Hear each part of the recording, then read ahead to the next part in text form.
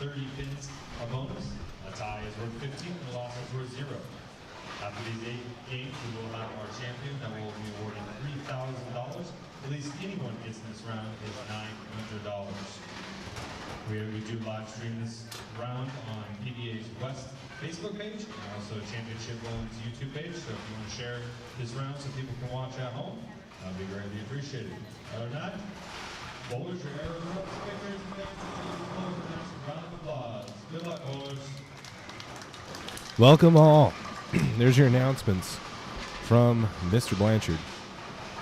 And we've got all of the matches here in front of you. 8 lanes, 8 matches. You'll be able to ever see everything right here. If you haven't, as you're getting in or just starting this stream, or if you're watching the replay as PJ Haggerty goes 10 back off stream, dang it, I missed it. We'll have Darren Ting up. But like and subscribe really quick for me. We're trying to get to 2,400 by the end of the day, and we'll give away a t-shirt. So if you're getting in right now, go ahead and subscribe. Helps us out a lot. Darren Ting goes Swisher 2-8. That cover and went on over here to Arturo Quintero, shooting 260 in the last game to get himself up into 4th place. Really good game from him. Cam Trotter, local guy from Warren, Utah, getting us started here. Playing two-hander, playing pretty straight, and a crossover and 6-pin. And Steve K. Swisher, yeah, got it. So yeah, and already go ahead and share it if you're over in YouTube or Facebook land. This is round robin match play. Update my ticker.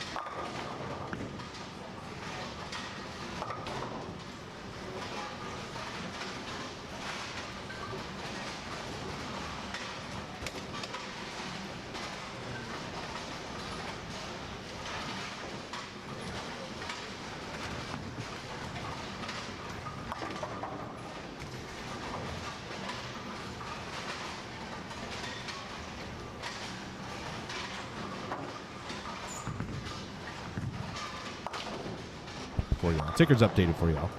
We had to coach some people on how to share. If you don't know how to share, throw it down in the chat. I'll help you out. But sharing always helps. Again, I'm going to go ahead and pinning in the comments on Facebook, the chats. In the chats in Facebook, I'll go ahead and pin the comment of the YouTube link, so you can head on over there. Helps me out when you watch there. I'll answer any questions.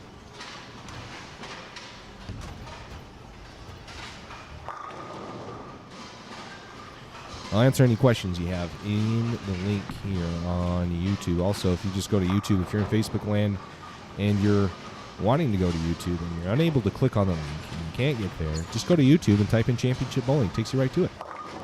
Mr. Landon Carnate to the face. Pinned. All right. PJ Haggerty goes 10 back. PJ's bowling Steve. Arturo about to throw here. To get this all. They give Arturo 10 back. Darren Tang, high flush 4-pin. And then Carnate after 3-6-10. I hope I'm saying that right now. Anybody who knows how to say Landon's last name. Steve K up. We'll go Swisher and leave the 10-pin. So that comment's been pinned. It's got the link. If you can click on the link, if you're on your computer, you can click on the link. I don't know if you can from your phone, just straight click on the link. So if that's not a possibility, let's go to YouTube, type in Championship Bowling. That's all you got to do. Championship Bowling. Trying to get to 2,400 subscribers. We're at 2,334, so only need 66 more of you to hit the subscribe button. 80% of my viewers are not subscribed. Surprising. So. Round robin, Robbie. Different from Boise, we're round robin. So Darren Tang, Il D'Amato, PJ Haggerty, Steve Klemkin, Landon Carnate, Cameron Trotter, Arturo Quintero, and is this Steve Kurtz? Is that his name? Steve Kurtz, yep. Those are your matches. Round robin, everybody will bowl. Everybody 30 pins to the winner. A total pinfall after, and pins carry over. So total pinfall will determine the winner.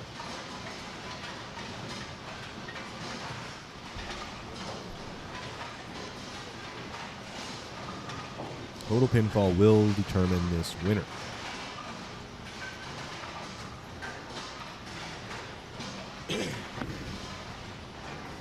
Arturo will not convert the 479.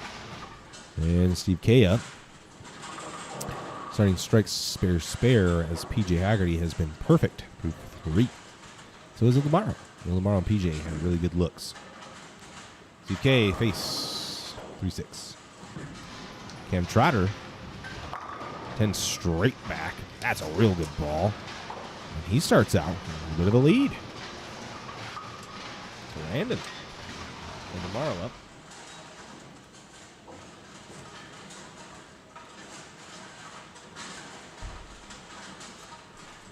See, Il D'Amato's had a good look all day.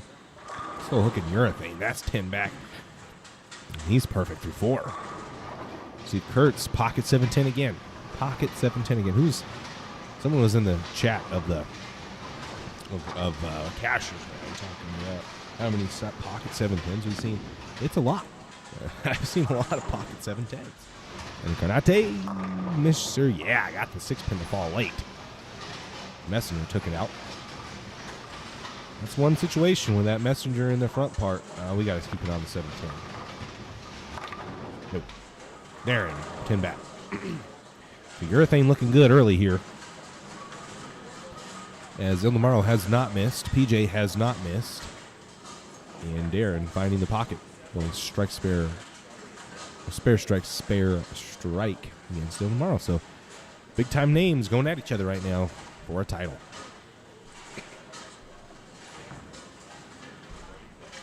PJ also perfect with 4. That ball was really good. Man, it just the fresh has been. It's just that transition period. A lot of people are able to bowl pretty good on the fresh when they're able to play urethane and be pretty straight. And then as urethane wants to hook earlier and earlier, that's what's going to happen here to Darren as he grabs on it a little bit and it hooks early. Once that goes away and they're forced to move left, it's just going to been hit or miss with some guys able to move left. No Messenger here for Steven as he leaves a 4-pin. Let's go to PJ, perfect through 4. We're trying to that 5-bagger. Let's see what he's got.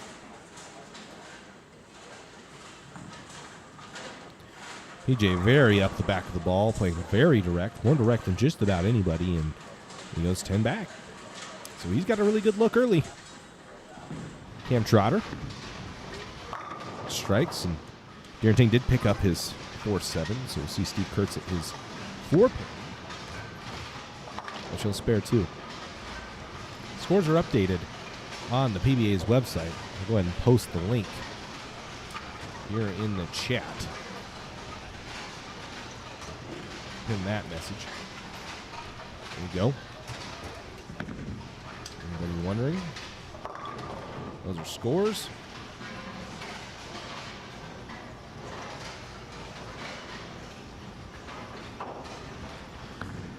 Arturo Quintero face. 6-pin. Il D'Amato, that's a good looking ball. He's a turn. Yeah, gets the mixer. Gets the mixer.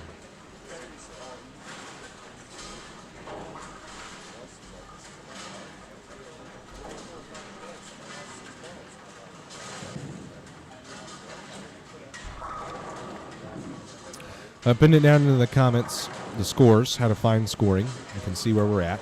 Darren Tang leads at 292. Ilomaro 238 plus.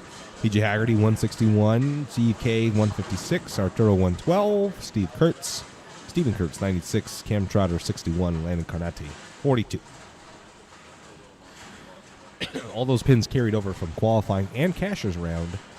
And it will be total pinfall at the end of all 13 plus 8, 21 games. Lamar goes to the face. To determine the winner, and Landon wraps a 10. We'll go back to Steve K.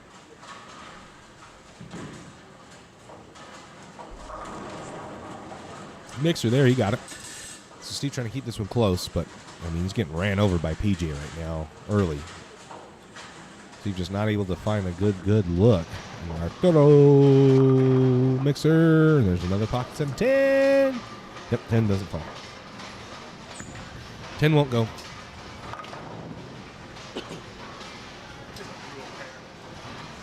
Will not fall. Those of you in Facebook land, it helps me out a ton when you head on over to YouTube. So you can click on that link that I posted. If you're watching on your computer, if you're on your phone, head on over to YouTube, type in Championship Bowling. It'll be right there. Click on our live stream, and that helps me a ton.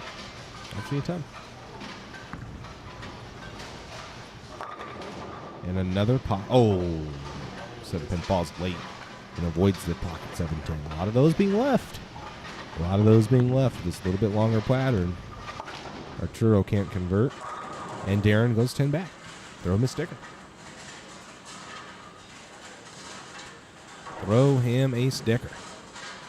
Landon. That's 10 back too. So a lot of strikes being thrown and a lot of split. Hit or miss here. It's either real good or real bad. And BJ will pick up his spares, so he's going to go first.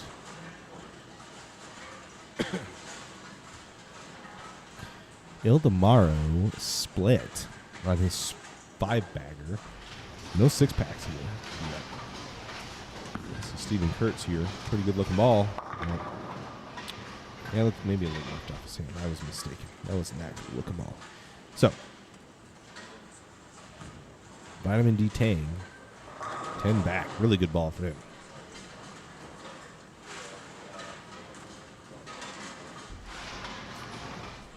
Stay here for PJ. PJ real deliberate. Cam Trotter's going to go first. We'll watch his ball. Still hooking that urethane. 10 back. PJ Haggerty. Flat 10. So after a hot start, PJ struggling. He gives the ball through the pins now. Just doesn't want to bounce as hard as it was when he very first started. Gonna need to figure that out.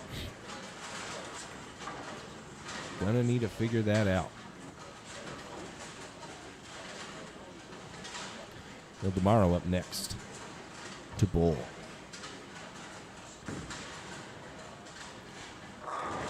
And flat 10, so the urethane kind of fading quick as the 10 pins and 7-10s are making their appearance known. PJ cleans it up. Cam Trotter up next. It's two-handed, and he's able to stay in urethane a little bit longer because he can do stuff like that. Oh, he got it to fall. Doesn't even know it. And that is why that rev rate's so valuable. Why? If y'all are new, because I know as we start, as Steve Kurtz buries it, a lot of you come in and you're new. This is round robin match play finals for the PBA Beehive Open. We bowled, A and B squad bowled 8 games of qualifying yesterday. Combined the two and took the top 25. And then, as Ildemaro goes to the face, this morning we bowled 5 games of cashers round to determine our top 8 from that 25. So 25 bowlers bowled 5 games, cut the top 8, and here we are, game 1 of round robin match plays. CK goes through the face.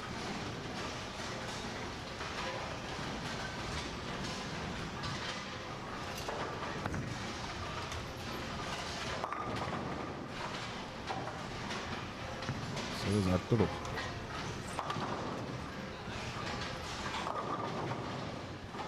So after pretty hot starts, it slowed down quite a bit as the ball reaction just kind of slowly fades away.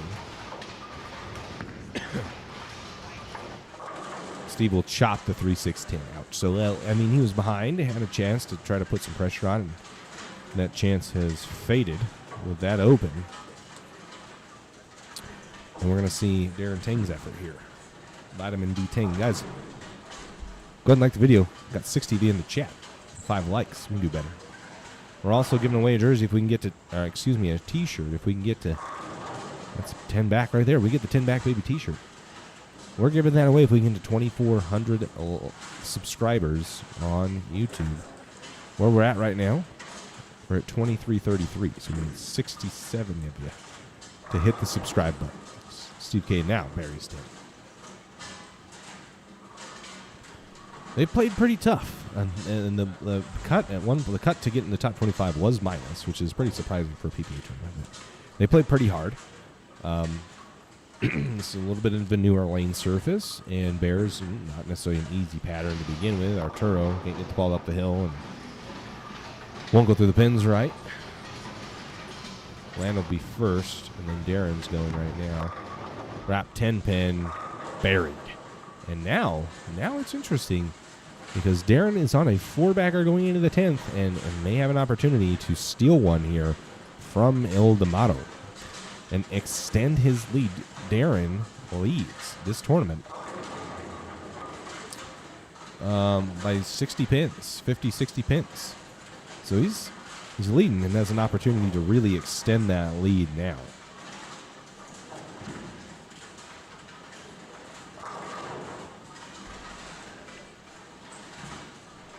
All right, El D'Amato up now.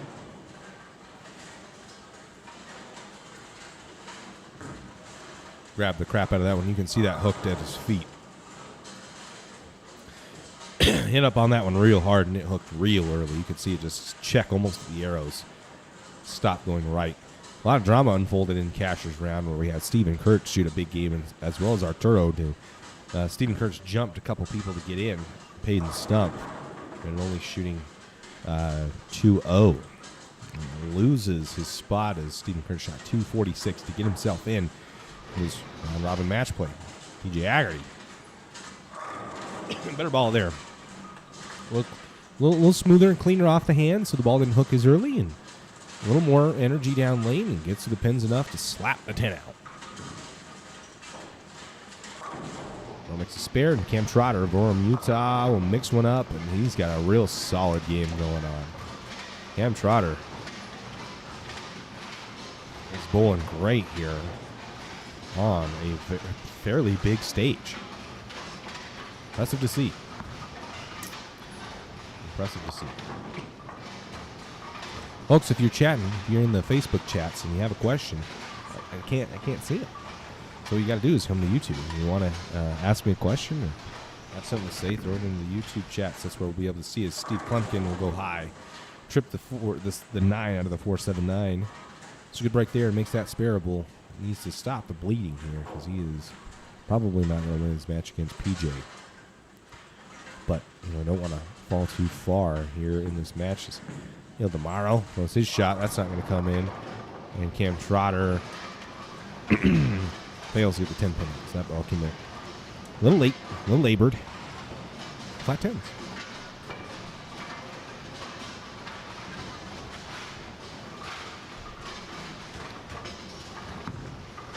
Steve Kurtz. This had been right. I'm going to go watch El D'Amato his split attempt, see if he can get it. We've had a ton of people picking splits. That's a total whiff. So, frustration mounting for El D'Amato is he only shoots 2-0 after starting out the 5-back. Ouch. So, Darren, real opportunity here to win this match, get his 30 bonus pins, and run away and hide from the field. Very possible that Darren has no competition. PJ, though, has a solid game going and at least try to make it close. I think PJ will definitely jump El D'Amato after this game with the 30 bonus pins. Well, maybe not. I mean, PJ was down, 100 minus 30, 70 pins. 10 back for Darren. Darren's running away. Darren's going to go hide in the deepest trench you can think of is Landon Carnate. Gets a break there. It's kind of shaping out to be a race for second here. There. Now Steve gets a break. Trips the 4-7 out late. And Steve with an opportunity to have a solid game. Arturo mixes one. A bad shot. Second shot of Darren Ting's 10th frame is coming up now. Who do y'all think's going to win? Do you think this is a race for second? Oh, high. 4-pin. And Carnati. Ooh, trips the 9-pin forward. What a break. Who do you guys think's going to win? You think it's Darren? I picked Darren. I picked Darren to win. That bet's looking pretty dang good. Yeah, who do you think's going to win? Do you think it's Darren? Do you think this is a one-horse race and they're fighting for second? As SK goes 10 straight back, and this Phil Ball looks like he might have found something. Except it's not his Phil Ball, so he's got a double going into this Phil Ball. Shoot 197 if he strikes here. Darren shoots 240, I think. 239 for Darren. Arturo missed the head pin right. And Landon up. Able to try to put some pressure on Cam Trotter to show up in the 10th frame. To the face. 9. I don't. It's a tight one. So we know PJ's going to win his match and get his 30 bonus pins. And Darren has already won his match and got his 30 bonus pins. Landon can shoot 204. Is that right? Yeah, 54.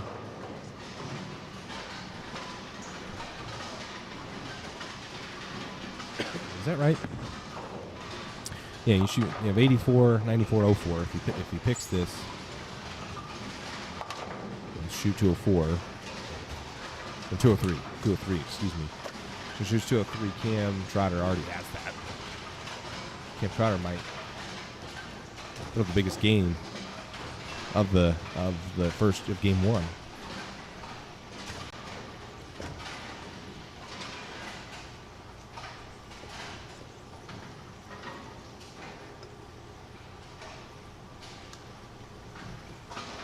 Anytime, Landon.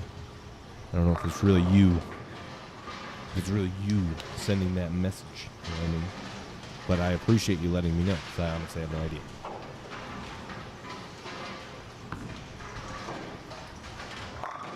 Tim Kurtz goes 10 back. Is that game close? Close enough, yeah. So Steve Kurtz putting some pressure on Arturo Quintero as Arturo struggles out of the gate. In game one, we're bowling 8 games, game 1 of 8 for this round robin match play. As Cam Trotter mix up one as well, so we're waiting here for next matches. It's fairly quiet in the center. So glad you guys are able to hear me. As PJ mixes one up. PJ has that match locked up, and he's going to be able to jump. He actually is going to probably shoot 270.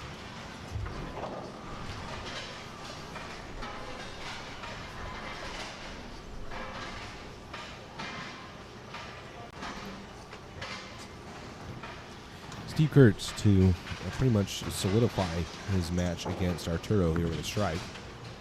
Likes it. Oh, he does. Forward.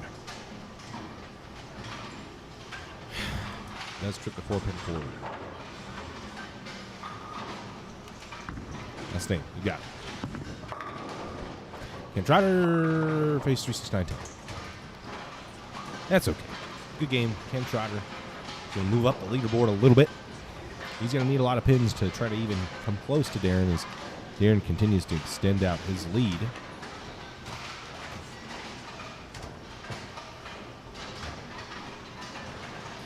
Steve Kurtz here with an opportunity to, I think at this point with the strike here, shuts out Arturo. Yeah, we got it.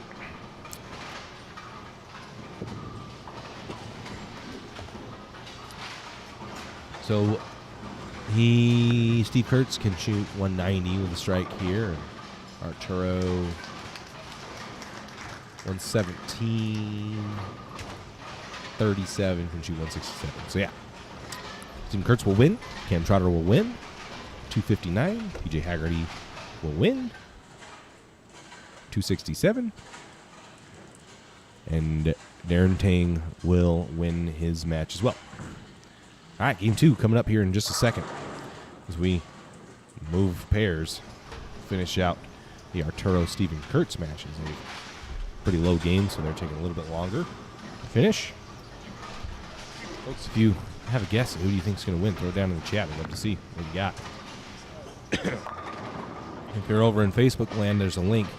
Click it if you're able to. On the computer, I know it comes up. On mobile, I'm not sure if that actually comes up, to be completely honest. But yeah, I tried it myself, and I don't think it actually did come up. So if it's not, that I apologize for.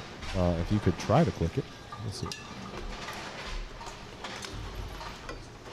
Yeah, so YouTube links there. If you're able to click on it, do so. If not, just type in, go to YouTube. Championship Boy. Come on over. Hang out with us. Love to see you. Throw his second shot in the 10th. Nope. So Arturo's struggling to find a look, especially on the fresh. I'm not quite sure he's able to use urethane effectively. And then we have Darren Tang. Throw his first shot on 13-foot. That ball hooks way early, much earlier than what he was used to. Sure, on that other pair. Didn't look like he threw that bad. So, I don't know what happened there. He's going to grab his fast pitch and put the spare.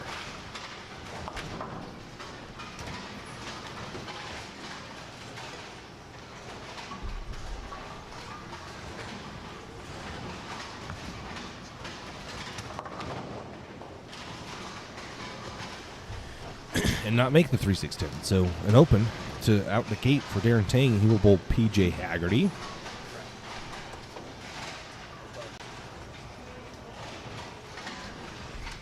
Nothing going on in the extreme head. The only match that has started now is the Tang Haggerty match.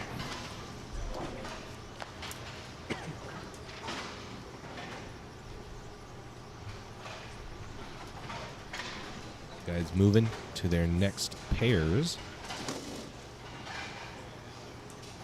I think it's the perfect time, though, now to talk about sponsors of this stream, people who do their part in helping bring this caliber of bowling to you guys live. And that would be the Strike Zone Pro Shop, owned and operated by Dale Williams inside of Davis Lanes in Layton, Utah. So hit them up. Let them know you watch our streams, and that's why you came in. And Skids Mobile Tire Service, Danny over at Skids.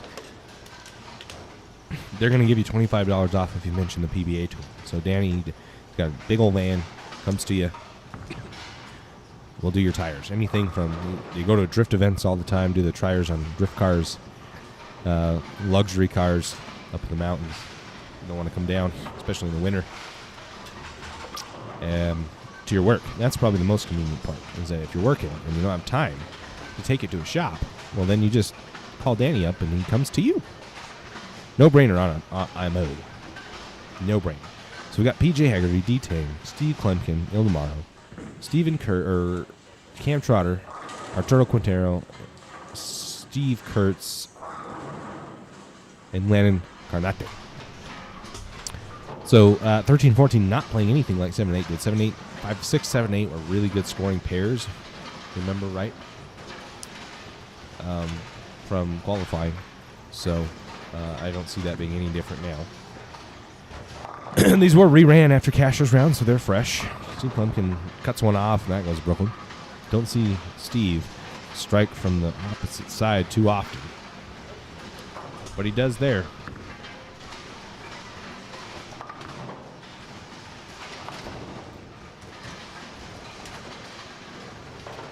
He does there.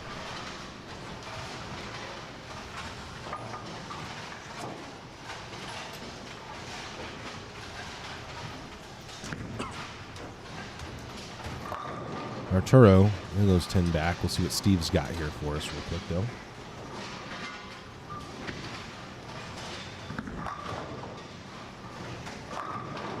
Steve goes 10 back. That's a good shot.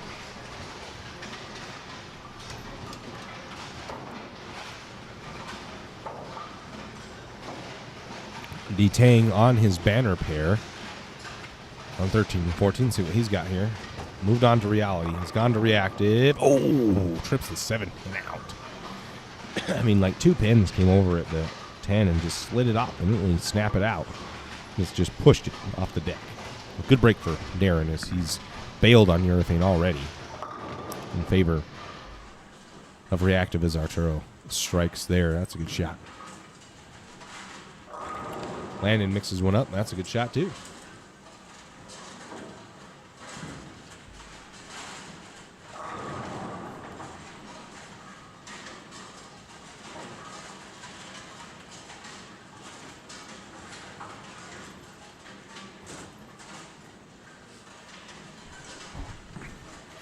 All right, so scoring has been updated as Darren Ting off camera goes 10 back. Cam Trotter's going to be up here in just a moment, though. So Darren Ting continues to lead at plus 361. PJ Haggerty moves up to plus 258.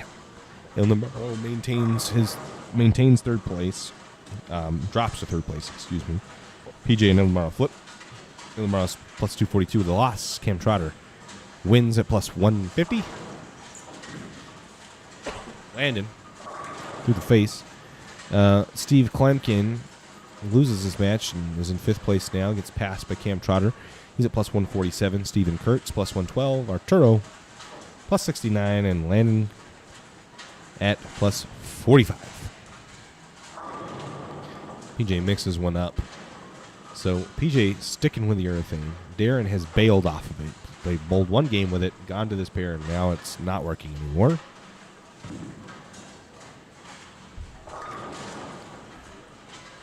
That's through the face for Cam Trotter. Landon at 3-6-10. We'll pick to land on over here and take a look at Ildamaro's shot. As his match with Steve, he starts off with a hole. Steve goes double on him to start off the match. And Ildamaro, high flush. Ooh, slaps the 9-pin silly. Falls down into the pit. That's him back. Good shot. Tough break. That didn't go. For those of you just joining us, ooh, Steve Kurtz. Yep, Messenger got it. Those of you just joining us, this game number 2 of the 8-game round-robin match play. It'll be total pins, with pins carrying over from the previous rounds of qualifying in Cashers round. Those standings can be seen on the PBA's website under the West region. Go down to this tournament, the Beehive Open. Open it up. And at the very bottom will be updated scores from Game 1. Steve Klemkin falls left. Yep, the face. Fortunate break to leave only the 6-10. Arturo up now. Arturo, you start with a double? He has. Better pair for him. That early hook on this pair has helped him out getting his ball to shape. Starting out for the left. Tell me what you got to do on 9 and 10. Urethane's going to look awful there. Steve Kurtz topples it. Fortunate break there for Steve as he takes an early lead over Landon.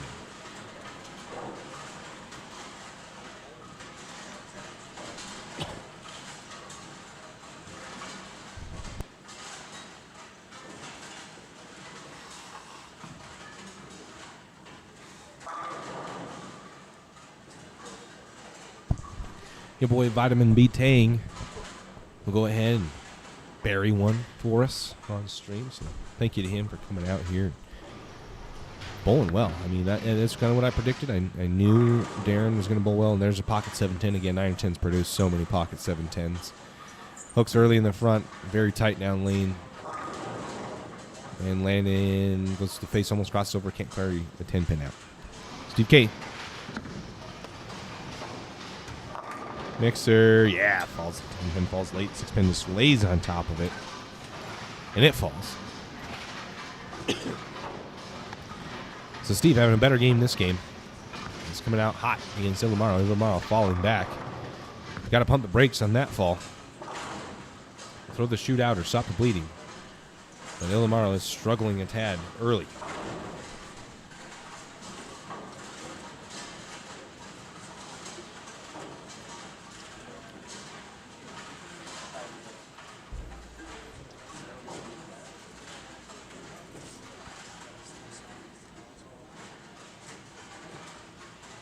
Ildamaro will be up first on lane 12, needing a good shot here to get himself back Still stick with the urethane that goes high, 4 pins. It's got a good ball, I think Arturo or Ildemaro can throw. And it still wants to hook early. It still won't stay on line. It's hooking very, very early. And it's hard to control because you're trying to get steeper and then it just won't hook at all. Cam Trotter goes 10 back. PJ Haggerty also did. I don't know, folks. I don't know if Darren Ting can be beat. His looks pretty dang good. And it has been all weekend. His Landon will 7-pin. Mixer 7. I don't think his look can be beat. I really don't know. I mean, he's thrown the ball very good, and he's had so that's one thing. A lot of guys have thrown the ball very good, but they didn't have the right look. Darren has thrown the ball great, made the right adjustments, played the right parlay, and just done a lot of things really well, and that's why he's leading by 100 pins almost. Cam Trotter, yeah, got it, and PJ Haggerty left. Yeah, I mean, Darren leads by 103 sticks, and there's a reason for that. You don't lead by 103 sticks just bowling good against the best in the world. That's not how it works.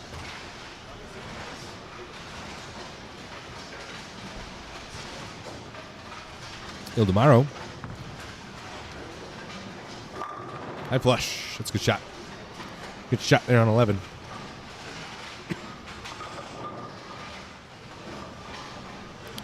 It's like we've got another batch of y'all in. So, again, this is game number 2 of the 8-game round-robin match play. Arturo buries one off camera. This is game 2. We're over here on YouTube. Got a question, throw it in the chat. Watching on YouTube helps me out. I'm sure you guys are hearing that. But it does. And I need to let the new people know that if they like and subscribe to this video, we get to 2,400 likes. Darren Ting buries another one. He's got a 4-bagger going. Steve K steps up. If we can get to 2,400 likes, there's 100 of you watching. 80% of the viewers of these videos are not subscribed. Yeah, Steve gets a 5-pin to fall late, so he's off to an early lead. If we can get to 2,400 subs, we're going to give away a 10-back baby t-shirt. If you follow us on Instagram or Facebook, you'll know what that t-shirt looks like. And it's pretty cool. It's pretty cool. As Arturo goes 10 back, again, that ball is looking good on this pair. His looks good, much better on this pair than where it was before. As Darren steps up on a 4-back. So if you like and subscribe to this video, it's going to help us out. Get that 2,400 by the end of the day. As Darren cuts one off just a little bit, goes to the face, 3 tens. He pays a decent price for a ball that just wasn't that bad. So we get 2,400. We'll give away a t-shirt. Steve Gay, 10 back. Steve putting the throttle down as he's moved to a pair where his ball reaction is significantly better than what it looked like when he was bowling PJ. And PJ running the freight train that is Darren Ting right now. And Darren will open, though. So Darren goes strike, open, 4-bagger, open. No, yeah, it was open, 4-bagger. Open? 5-bagger. I think it might have been a 5-bagger. I'm not 100% sure. Darren bowling good, but an opening here for PJ. PJ really, and there's another 7-10 on lane 9 and 10. How many 7-10s have been on lane and 10? One of my viewers, go back and watch these videos and tell me how many 7-10s were left on 9 and 10. That is insane. Ildemaro is gone. Mixer, yep, crumbles the bucket. Landon hates it for good reason, but it doesn't pay a huge price for that ball. That ball is much worse than the result.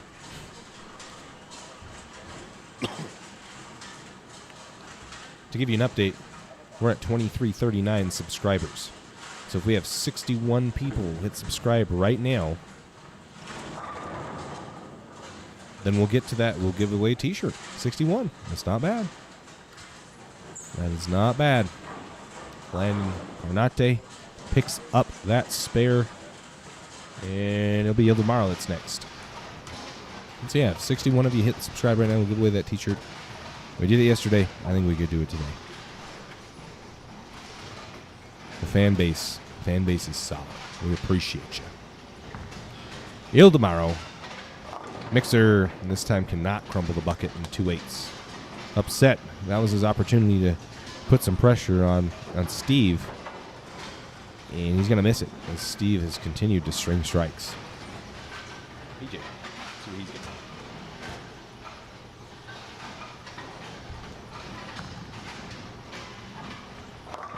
Oh, wow. What a break. That was straight through the face, and the pins just folded.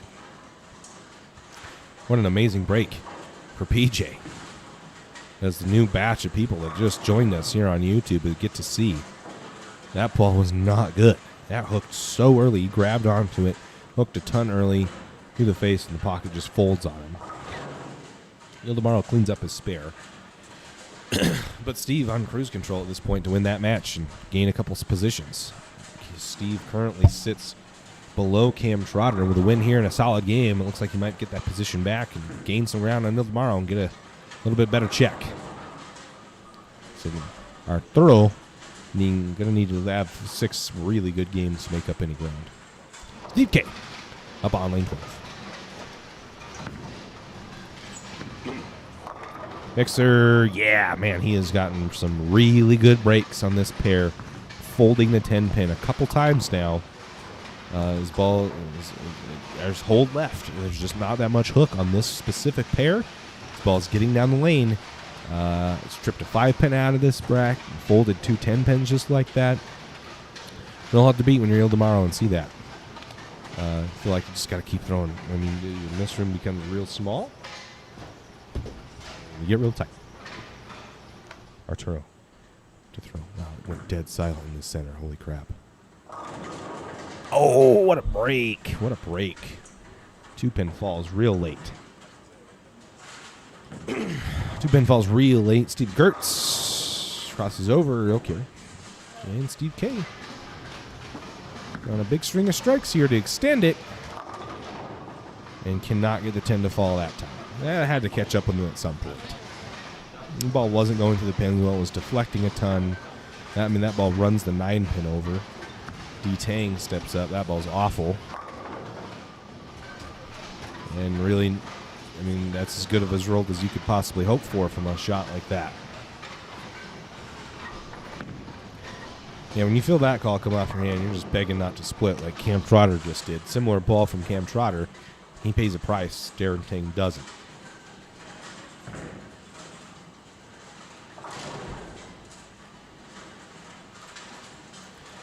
Stephen Kurtz up on lane 7.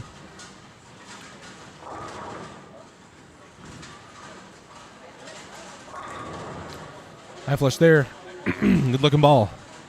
That's 10 back for Stephen Kurtz. Oh, stay here. Watch Cam Trotter. Almost falls over. And he'll pick it. As long as he didn't foul, he's good. Ildemaro will be going first, and then it'll be followed by Landon immediately after. Let's see what that ball's right. Mixer, no 2 pin, and Landon does strike. So chose the wrong guy to follow. Sorry, Landon. 2 pin for Ildemaro. PJ up now with a chance to really put some pressure down on Darren. As Darren falters off of a string of strikes. A couple bad balls. PJ need it. Yeah, got it. PJ chipping away at that lead Darren's built. And what's the score of this match? Because PJ's on a 5-bagger. Darren can max at 222, right? 92. Oh, 212, 22. So if Darren punches, he'll have 22, and PJ can have a big game. I think he can shoot 250, 240, plus the 70, and that's big. That's 50 sticks that he'll chip into that 100-pin lead that Darren's got. And that's the special thing about match play is those bonus pins. 30 extra pins on top of your win. Anything is possible in match play. Anything's possible.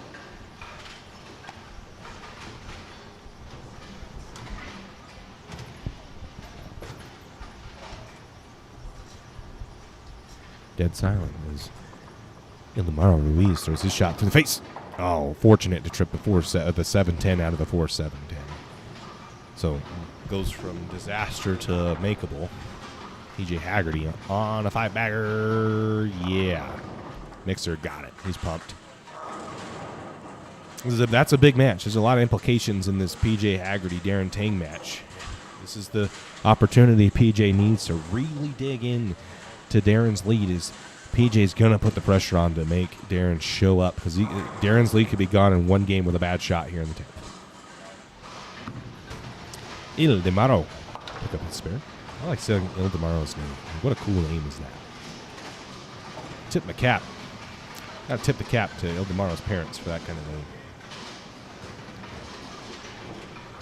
name. Got to tip the cap. PJ, up. Big ball here. This one really sets the pressure in. Because the fill is just a fill, but this one adds the pins. The ball's left off his hand, and he's going to get the break. Crossover. So adding insult to injury. Kicking Darren while he's down. PJ crosses over and strikes. So big game from PJ. Big game from PJ. He's going to shoot huge. He's going to make a run at the lead. So no longer, like I might have said, is this a one-horse race bowling for a second? This PJ's going to really dig into this lead big time. And Steve strikes again. Steve getting all kinds of breaks. PJ getting all kinds of breaks. PJ makes a big move, changes balls, wraps a 10 pin. So 9 on the fill is fine. PJ 247. Is that what we see? Yep. So PJ will at least, at a minimum, get 57 sticks back from this game. And it will be more than that, folks. That's an unfortunate miss there for Darren. And a ball he needed. He needed those 30 pins, and he's not going to get them. Max, he'll get his 20 now. And that goes to 67 sticks that PJ will gain on Darren. 67 sticks. And Darren's lead is all but gone. If he doesn't spare here, that's 77 sticks. And he leads by 30. A match. Wow. What a turn of events that match has gone to be. That was probably the biggest match of the set so far, unless someone else starts to make a run. The PJ Darren match was definitely going to be a big one. And we got it. And we got a doozy. As PJ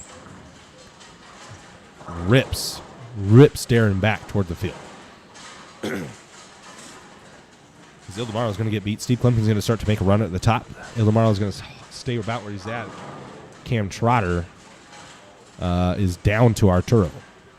Arturo shoots. What did he shoot? Did he shoot 260? Arturo to 266.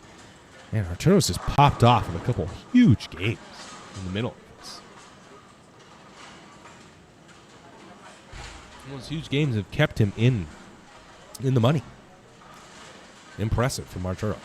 Way to dig deep. Cam Trotter, he's going to fall even further. So Cam Trotter falling. He's going to shoot 190 and lose a ton of pins to Steve and Arturo. And Landon is going to lose a bunch of pins to Steven Kurtz, who's throwing a good game. So Landon, fortunately, losing ground to the field. As everybody else, as Steven, and Arturo are all going to jump. Probably Cam and maybe Ildemaro. Ildemaro has built quite a bit of lead, so I don't know if he's going to jump yet, but definitely Cameron is by both Steve, Arturo.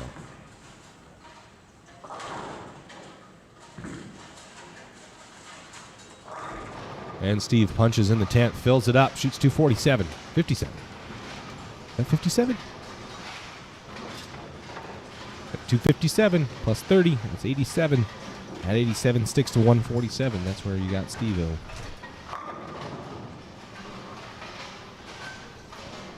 So Darren Tane shoots 208. Is that right? Ooh. That's tough. That's tough. You can see Darren visibly frustrated with that. Because that is a lot of pins he just gave up to PJ, who he had a 100-pin lead over, and that is gone. That lead is 7, is probably 30. Ildemaro frustrated also. He's going to strike there and not have a great game. Ildemaro and Darren drop. Cam Trotter drops as Steven, and Arturo going to win their matches well. I mean, no doubters. If you're joining us, this is the end of game number 2 of our round-robin match play. Watch Steven Kurtz's final frame here. This is the final game. This is game 2 of 8. We're going to go on to game 3. Round-robin match play. We started out with A and B squad, combined them together, took the top third, which was 25. Bowled 5 games of match play this morning.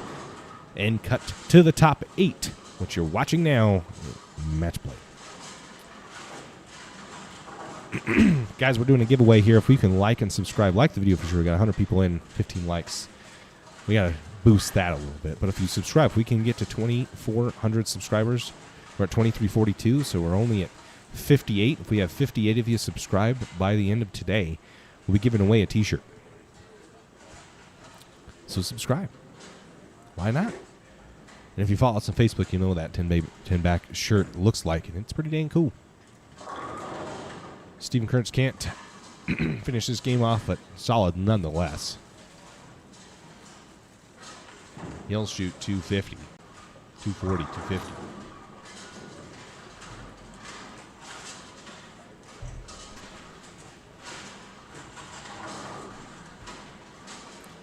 As we get ready to move through all of our games,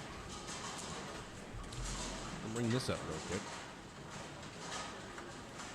Those are your matches. We'll have scoring updates here. I've pinned those comments in all of the chats, Facebook and YouTube.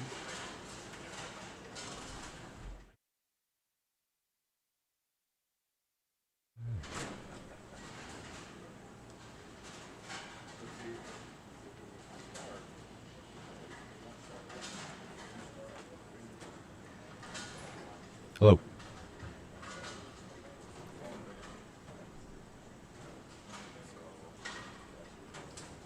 All right. Well, we'll take a quick break here, and we'll be right back for game number 3 of Round Robin Match Play. Thanks, folks.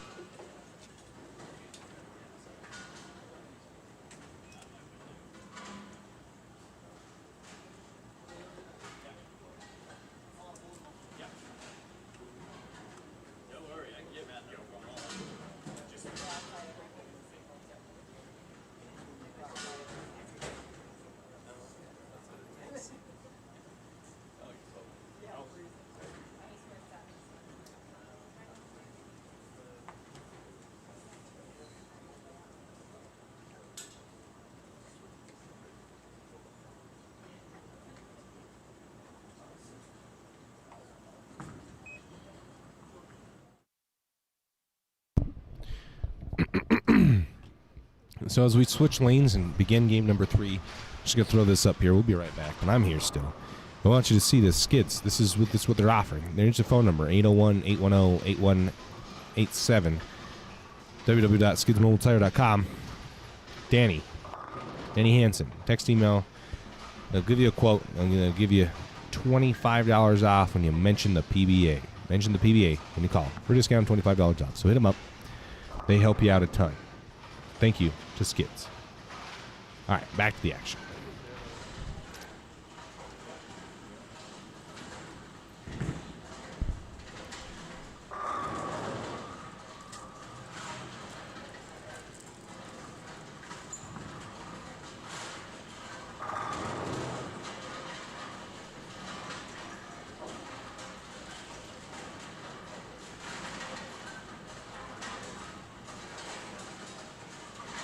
Okay, you good there? Sweet. So game 3 has started. We'll see if we got scoring updates quite yet. We know Darren Tang still holds his lead. So, scoring updated already as we just now began game 3. Let's see who's front of us. We got PJ, Stephen Kerr, Steve Landy Carnati. Darren Tang maintains his lead at plus 369, but PJ Haggerty closes that up a ton. Goes to plus 335. Ildemaro plus 225. Steve makes a huge jump into 4th place. Plus 234. Stephen Kurtz 189. Arturo 165. Cameron Trotter 142. And Lennon Carnati plus 33. PJ goes through the face and leaves just a 4-pin. That could have been really bad pretty quick.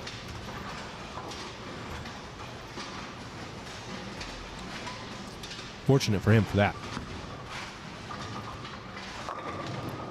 See, Kurtz, just slides the 10-pin off. And Klemkin mixes one up. It's a strike score out here. So Steve versus Arturo. Darren Tang versus Landon. PJ Haggerty and Steven Kurtz. Who are they bowling?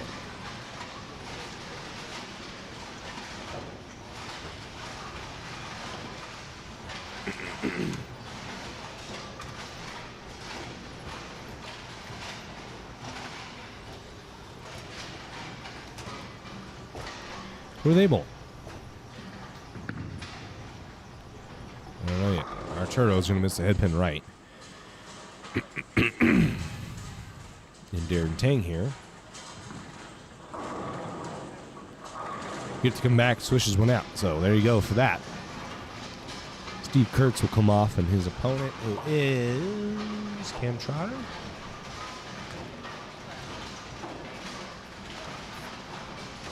No, Ildemaro. So Ildemaro will face Steven Kurtz, Cam Trotter, bowl PJ Haggerty, PJ Mixer, no, 10 pin. PJ will bowl Cam Trotter, Darren, and Landon, Steve, and Arturo.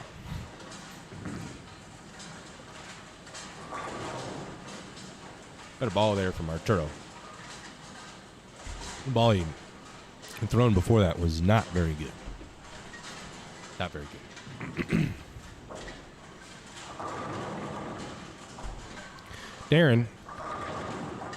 Oh, wow. Lucky there that the messenger came and cleared that 10 pin out. That would have been probably the 10th 7-10 we've seen on lane 9s and 10. That's insane.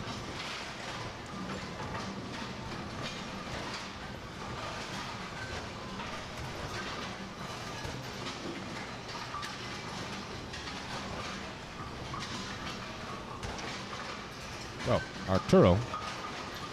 Lane 7 here. He's around head pin swisher. Yeah, I got it.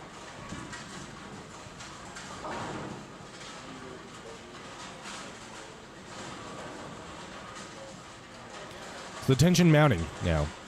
The feel in the center, I feel like, was pretty lax throughout qualifying, and now it has really turned up, and there's a lot more tension in this building than there was before Cam Trotter faced 310. I'm going to have Steve Klemkin up here next. See what he's got for us. He's going to cross over and carry. So that's the second ball that I've seen Steve cross over on, and Steve's a really good bowler, and you can tell just how difficult this pattern's playing because Steve doesn't usually do that. He does not usually do that. No, sir.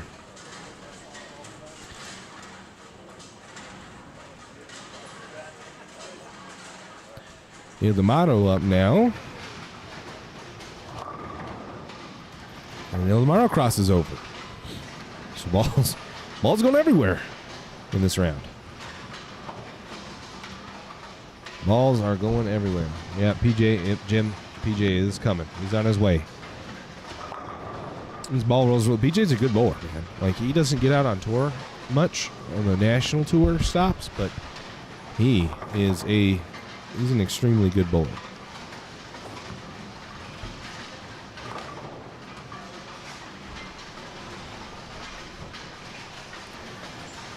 So Ildemaro will go ahead and throw it as 3-9. Chop it. So tough spare, you don't really shoot at much. We'll head on over here to take a look at Arturo Quintero. See what he's got for us here as he's facing a 4-backer from Steve. Better looking ball, Mixer, no messenger on help on the 10 pin. So Arturo struggling. He went from 9-10, which a little bit early hook, which helped him out a ton. And he goes to here where they're a little slicker in the middle, and he's struggling to get the ball to come back.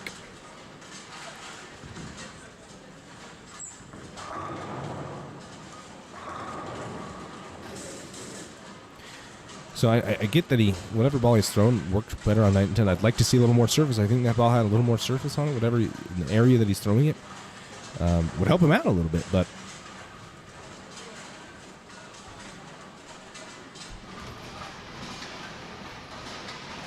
that ball definitely looked good on 9-10, which we know has a bunch of early hook, but not so much now on 7-8. 7-8 has been a really good scoring pair lately. So it's surprising that he hasn't made a ball change. PJ way left off his hand through the face. Fortunate to not pay too much of a price for how bad that ball was. That's just a 3-6. D-Tang, yeah. 10 back. So Darren finding his stride here on 9 and 10. This is going to help him out early, as they're not bringing down as much as there's only 2 people on a pair. So all that early hook, you don't really see it as much on 9 and 10, especially when you've moved so far left like Darren has. That early hook helps a little bit. It's going to slow down the ball in the right part of the lane.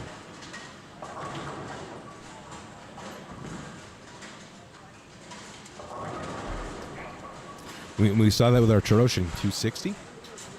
9 and 10 on this fresh. So if you're able early to get left, you're going to see some pretty good scores.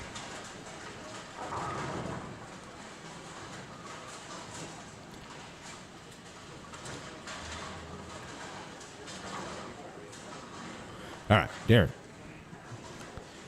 What is he on? Is he on a strike double spare strike? So we'll see what he's got here for me. Good looking ball. Yeah, good result. That ball looked really good off his hand. So he doubles up. And PJ set to go on 11. Better ball for him, and yeah, much better result. That's 10 back. Halfway through game 3, if you're new to us, this is round robin match. We're bowling 8 games. So we started out about 75 bowlers between A and B squad. Bowled 8 games of qualifying, combine the 2 squads, and cut to top 25. So we have Cashers round. We had Cashers round this morning. Those 25 bowlers bowled 5 games, cut to top 8, and now we're in game 3. Game 3, total pin. All those pins have carried over, so it's total pins. We'll crown a winner. We won't have a championship match or anything. Steve Klemkin, lane 8. All right, so now he finally hits high flush and wraps a 10 pin. Cam Trotter struggling early here. Can't get the 10 to fall.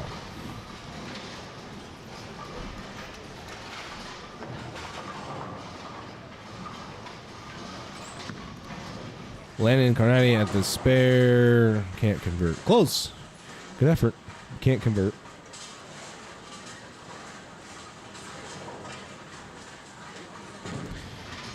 All right, Il Debato. Pretty good looking ball there. Yeah, real good result. Splits the 8-9. Splits the 8-9. Guys, who's your prediction to win? Looking at the scoreboard now with that big game from PJ, and now Darren bowling well on 9 and 10. Who do you got? Darren, it still holds a 100-pin lead over Il Debato. So really, it's PJ and Darren through 3 with 15 total games. So who do you got? Who's your man? Show me in the comments. Who's your man? And Landon can't get his ball through the pins. Finally, is throwing the ball pretty well now and just can't get it through the pins. Steve K, lane 7.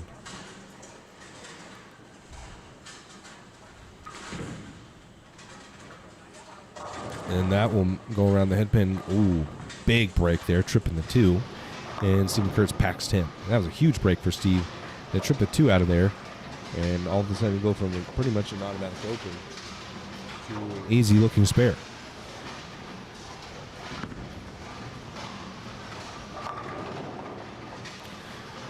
Cam Trotter, again, cannot get the 10 pin out. So that's what I've seen too as the lanes began to transition and urethane was no longer effective. Getting the ball through the pins was now the challenge. Like, a lot of people could get to the pocket, but they couldn't get the ball through the pins. And when you feel like you can't get the ball through the pins, I mean, you get really tight. You get really tight, and then it's hard to make shots. And I think that's why scores can be so low, because you couldn't. There's very certain ways to get your ball through the pins, and a lot of people couldn't make those shapes. The guys that could, PJ, Darren, Ildemaro, Arturo, those are guys that have bowled at the highest level. And they know how to get their ball through the pins. Steve. Cam Trotter whiffs the 10 pin. Back over to Darren. Here on the low end. You see Darren and Arturo. They were able to get their ball through the pins and found a lot of success. Wants that to quit. It doesn't, and he pays the price. So Darren pays a big price for a bad ball. He's gotten away with a couple bad balls that didn't have too bad of a result. That one was not one of those balls. Arturo, pretty good looking ball there. 10 back. Good ball.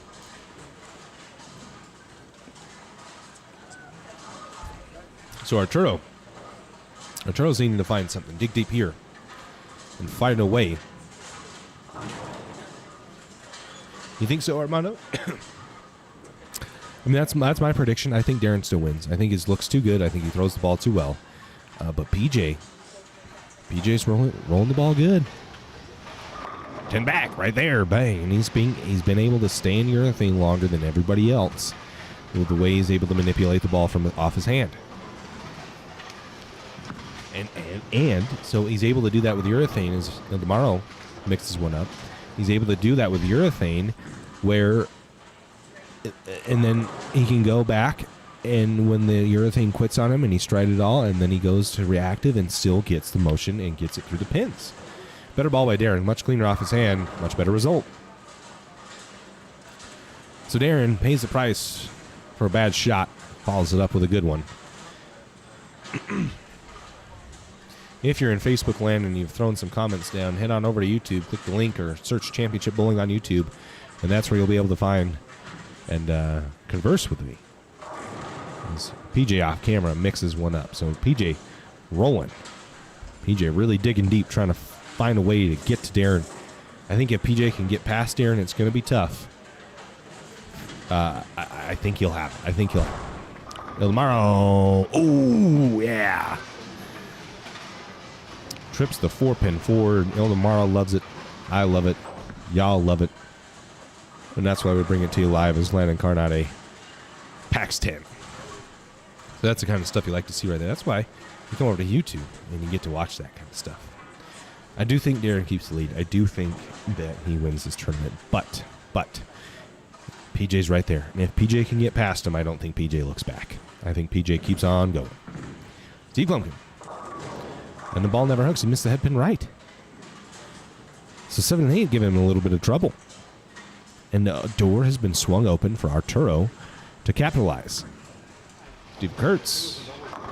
Mixer, yeah, got it. So Steven Kurtz is able to make a shape, too, that nobody else is really able to make. And it's paying off for him. It is paying off for him. Guys, if you haven't already on YouTube, and you're new here, this is for those guys that are newbies.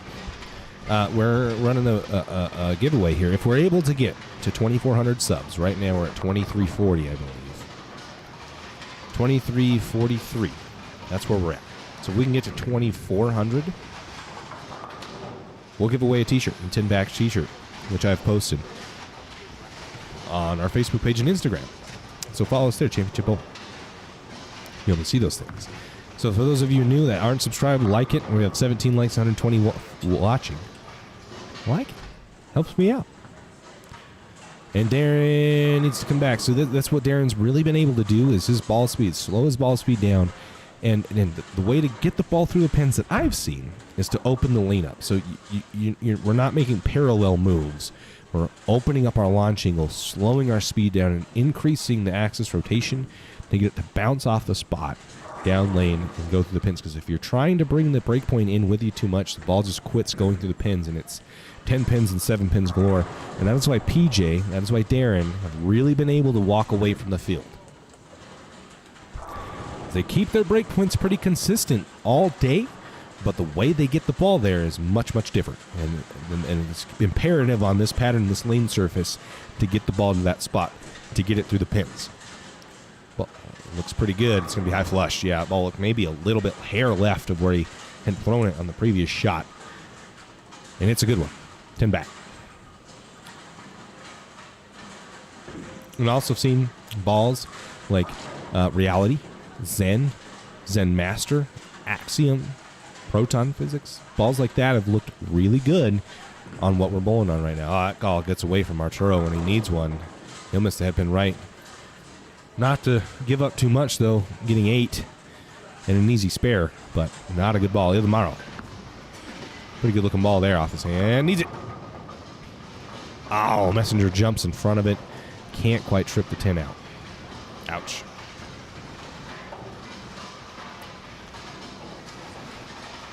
Ouch. So Ildemaro needing a strike there and gets buzzed by the 10 pin, or the Messenger. Can't quite get it back. Unfortunate. Dang, we got to 23:46, so 64 of you. If we have 54 people hit that subscribe button, we're doing a giveaway. PJ, 10 pin. No, never mind. I'm looking at El Tomorrow, so that's not a 10 pin for PJ.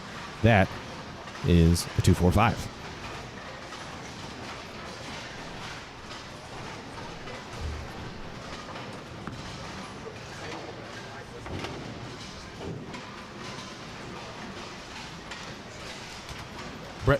Brett Abbott's, if you're in the chat, yes, Darren Tang is here bowling. PJ, ooh, that doesn't look good. Okay, safe. He's safe. Arturo, better ball, no messenger. So Arturo, you can see, I think it's due to the ball choice, is unable to get his ball through the pins right now, and it's 10 pins galore for him, and that's going to happen.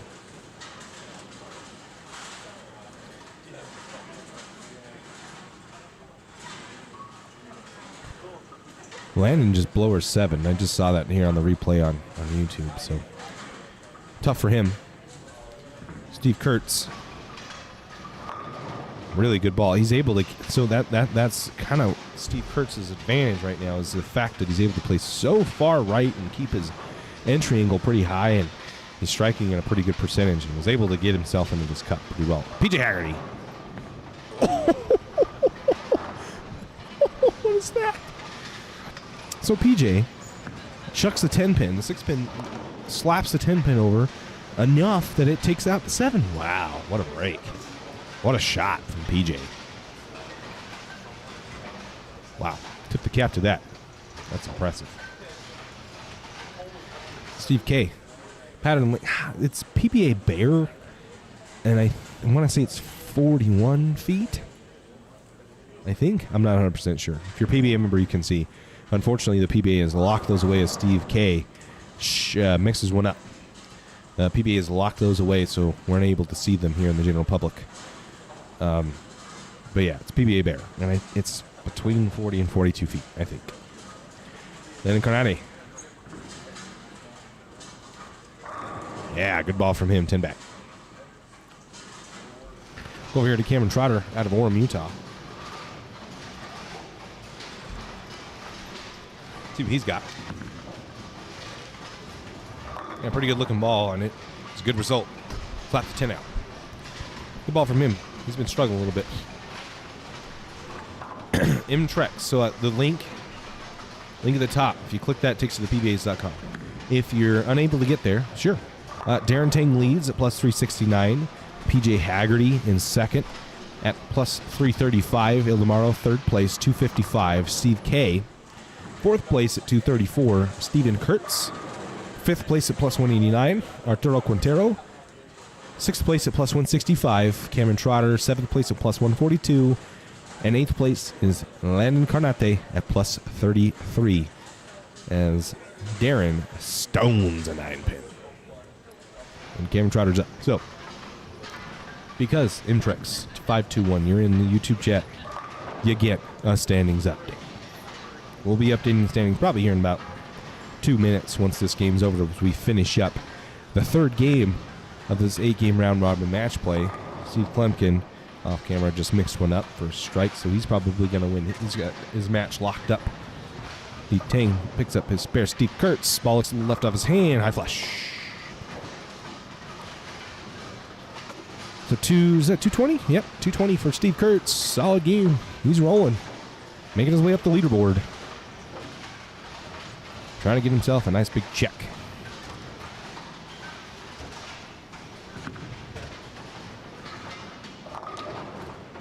Kim Trotter converts the spare.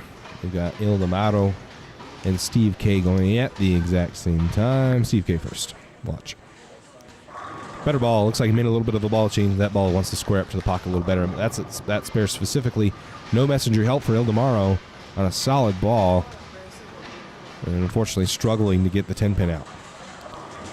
And Darren, like, he's just had these spurts where all of a sudden he throws the ball absolutely horrible and completely misses. So Darren will win. He'll beat Landon 219 to 195 and move on with his 30 bonus pins to probably maintain his lead, depending on what PJ does in his match against Cameron, which he'll strike. I believe he's going to win this match. But how much?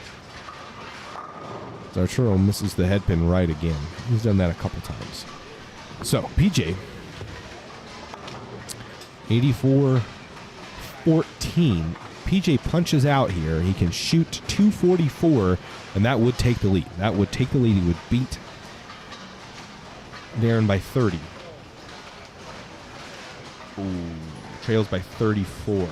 Oh, 219 to 2. Maybe not. He would be bound by just like 5 sticks, I think. So, some big shots coming up for PJ Haggerty here. As he steps up and is the only person bowling at this point. PJ, big strike. The ball's right off his hand. Ouch. Going to wash out with a 5 count. So that's going to hurt him. I mean, he's going to get some pins back, but not as many as he'd hoped for. Eldamaro. Swisher, yes, got it. So does Eldamaro win his match? 213 to 221. He does not. So he needed that strike after missing a spare in the night. Needed that strike that he left a 10 pin on to win, and he didn't get it.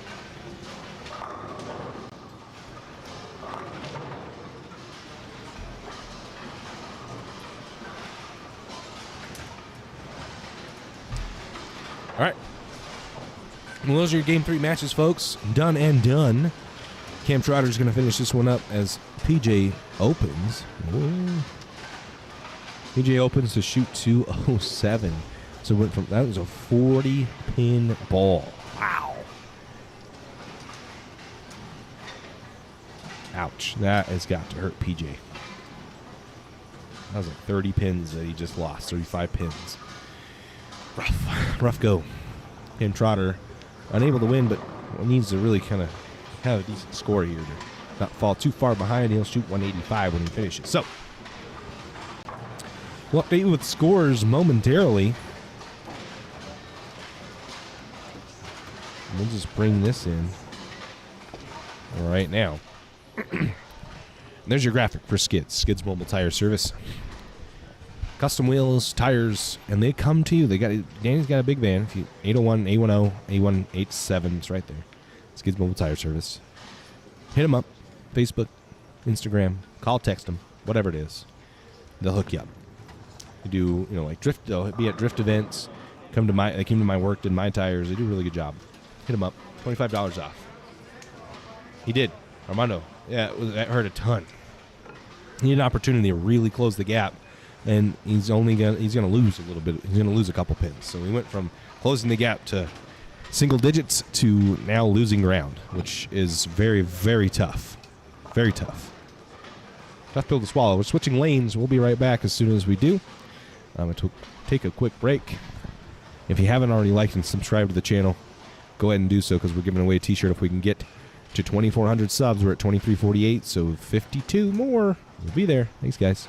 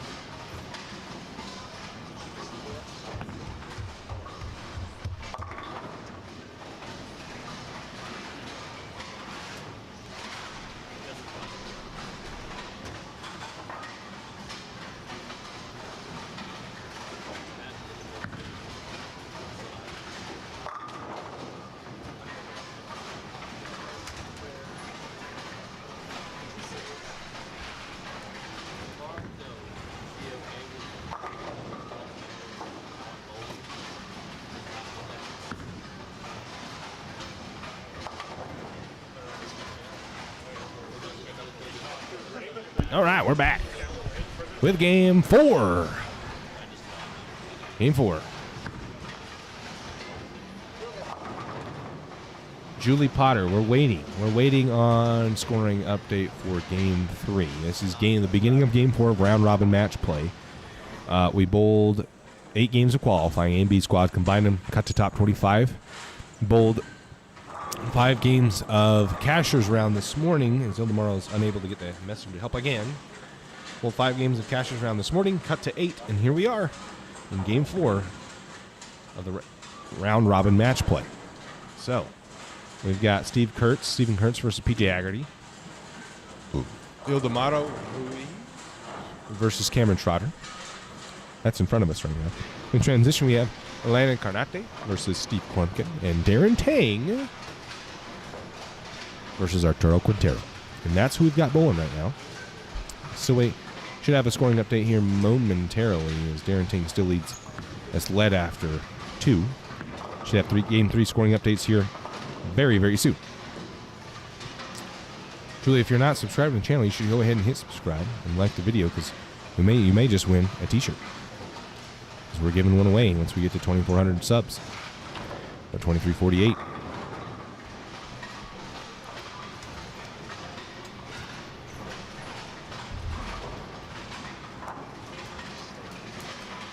See if Landon can pick the 2-4-8-10.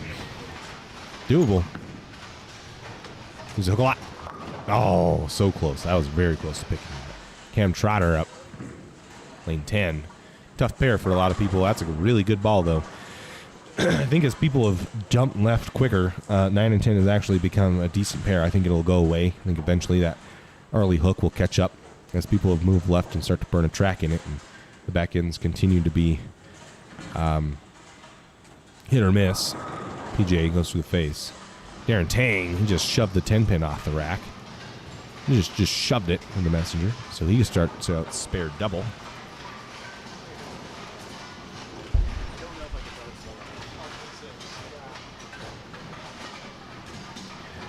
Should have a scoring update in just a second. Yep, we do.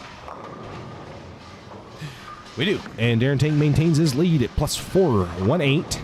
PJ Haggerty is in second, plus 372. Steve Cage jumps to third place at plus 295. Still 100 and some odd pins down. Arturo's shot here. Better looking ball. Face. Ilomar Ruiz sits in fourth place from Venezuela at plus 268.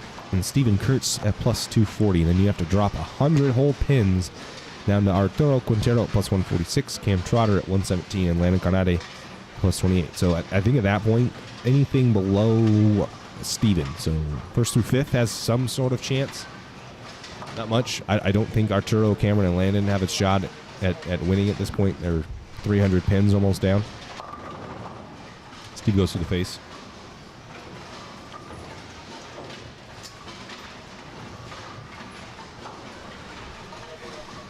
Ildemaro's up. Ildemaro, he's going to need a couple of good games. He has yet to win. He's 0 for 3 and has dropped. Just kind of like a rock. Because he can't quite get his ball to the pins, and that's a good shot there. So Ildemaro goes strike, spare strike. Trying to put some pressure down on Cameron Trotter, who's having a solid game this game. So he's just, everybody's bowled, has had really good games as PJ is sticking with urethane, piping it up the gutter.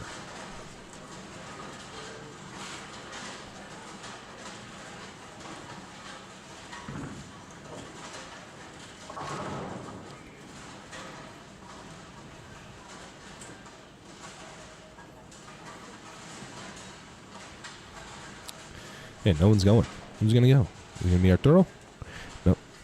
It is going to be Ildemaro.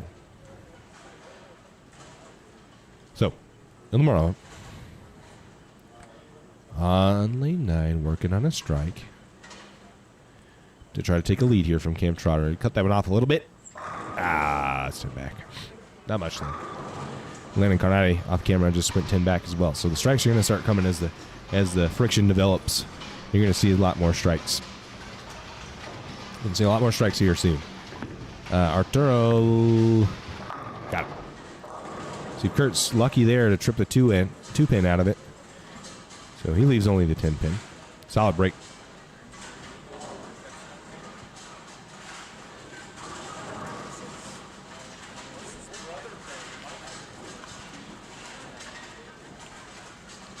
Cam Trotter is going to be first to go here on lane 10. David Haynes has banner pair. And he is taking that. That thing's coming off the spot. His look looks good now on that 9 and 10 pair. Is landing through the face. Ouch. Oh, what is that? That's the 3-4. Ooh. Darren Tang, solid ball. See that little push there? I don't think. Got to be thinking about that. That ball pushed an extra 6 inches. And it shouldn't have. It's fortunate, mixes it up, but gotta know, gotta be able to. Sure, he's taking note of what that ball just did down lane. It did not look right. And Landon just picked the 3-4. Cam Trotter, that ball's left off his hand. The face 6-10. All right, well, Ildemaro, an opening for him now. If he can continue to throw good balls, have an opportunity here to get a win. Just get a win. It would be really helpful for Ildemaro to not fall so far behind as we start game 4. Not many to go, though. 5 to go after 3 games.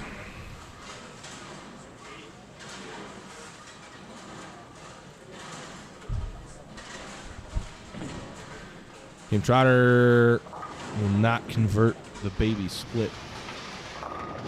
CK, no, 10 pin. So Steve has had some of the same issues as everybody else. Can't quite get the 10 pin out. And which was kind of my fear for him. And this would be that he struggled to get the 10 pin out. Our turn needs that to come. It doesn't. Trips the 8 out of it, though, so much easier to pick. PJ doesn't pick up. Looks like 7 and 8 just doesn't quite hook as much as the rest of the pairs. And that's helped a lot down in blocks. That this pair hasn't hooked as much. But right now, as they're not breaking down quite as fast, it is tough to come off of pairs that are hooking a lot to this pair that doesn't hook as much. And so tomorrow, 10 pack, packs it. Like, it's almost flip-flopped. The less that they have transitioned and people have moved quicker off of urethane, 9 and 10 looks better than 7 and 8, even because 7 and 8 doesn't quite hook as much. PJ will not convert the spare. Frustration setting in as he knows that Darren's just going to keep pulling away if he doesn't throw big games, and he doesn't win. But it's interesting to see how all of a sudden 9 and 10 is now a great pair. It works great. And that not transitioning as quickly, or transitioning quicker to help them out because of the early hook. And now you can see Ildemaro's ball wants to get through the pins, where before it did not. It's because of that extra friction that's built into this pair. Ball is left. Needs it to hold. Yeah. Looks like he pulled a little bit and got a little forward with it. Doesn't move a ton out left or right. Can't quite kick the corner out. Arturo with 10 back. That's a really good shot.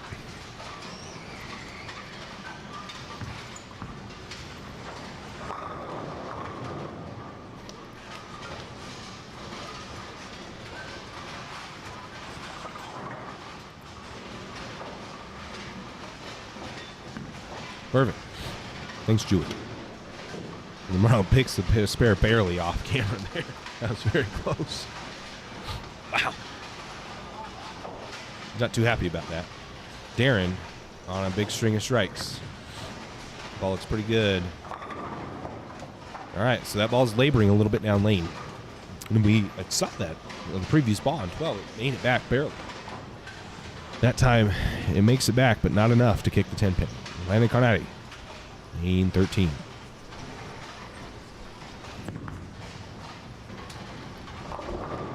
Mixer, no messengers. I mean, the messenger help hasn't been a ton. The messenger hard to come by here.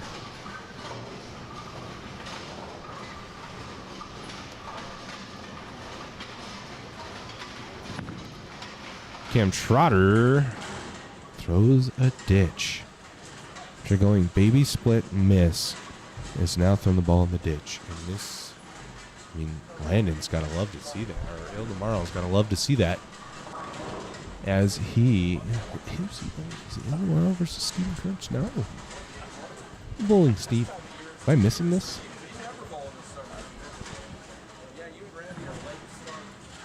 I'm confused. I am confused. PJ. PJ's bowling Stephen Kurtz. And Ildemaro is bowling Cam Trotter. And Ildemaro has got a opening now. Ildemaro has got an opening. He hasn't won yet. He's still in it. Still in this tournament. Steve Kurtz off camera. Yeah, 7 and 8 does not hook nearly as much as the rest of the house, and it's paying. It is showing its teeth. As Darren Ting goes 10 back.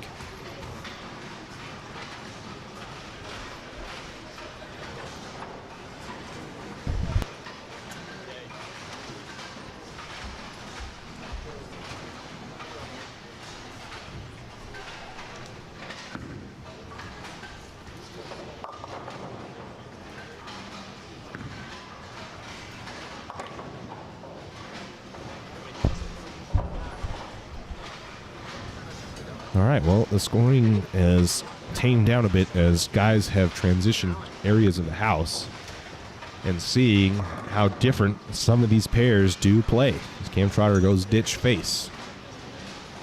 And Ildemaro is reaping the benefits of that. Arturo. Arturo's having a tough, like he is either dead nut on or scary splits coming. That ball is scary. He comes in at the split, will not convert. So PJ needs a good ball here. I mean, he's not in jeopardy of necessarily losing this match, but losing pins on the field is always tough. That ball's left off his hand.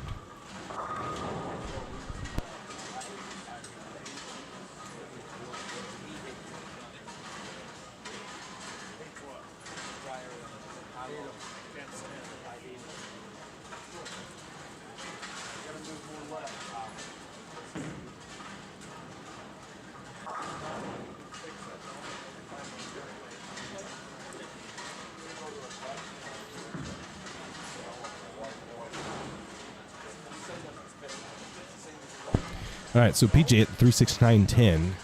That 7 and 8 ball, it looks like he grabbed it. Oh, he's going to miss it. Yep. So PJ, the frustration's mounting because Darren's running away from him, and PJ needs a big game, and he's not going to get it. I mean, even if he punches out at this point, it's not going to be enough to maintain with Darren, even if he got the win, as Ildemaro cannot get the 10 pin to fall. And Ildemaro needs a big game here, too.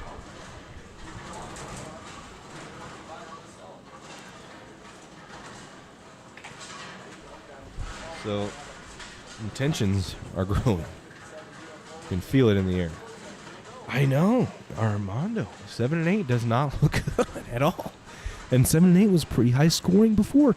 And it's got to be attributed to how quickly they've moved off of playing right. You know, in qualifying and even cash around, guys are sticking to the right much, much longer. A whole game or two, we only stuck to the right for about a game here, and everybody bailed.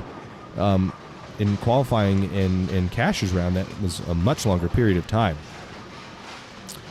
And 7 and 8 always looked pretty good. It looked like it had a little hold. And now that we've bailed and we don't have that friction spot down lane, that hook spot, it doesn't look good at all. It looks much slicker than the rest of the house. It looks like there's much less friction down lane. The ball is not slowing down. And now 9 and 10, all of a sudden looks pretty good.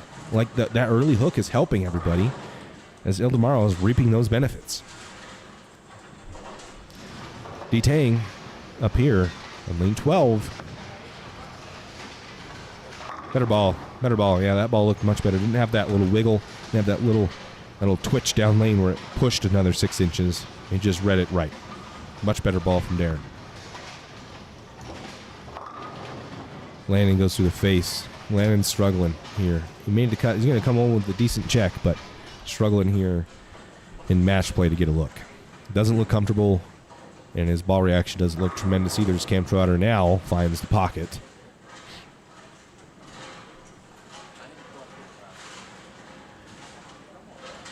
And Stephen Kurtz. So there's been there's been a large influx of viewers.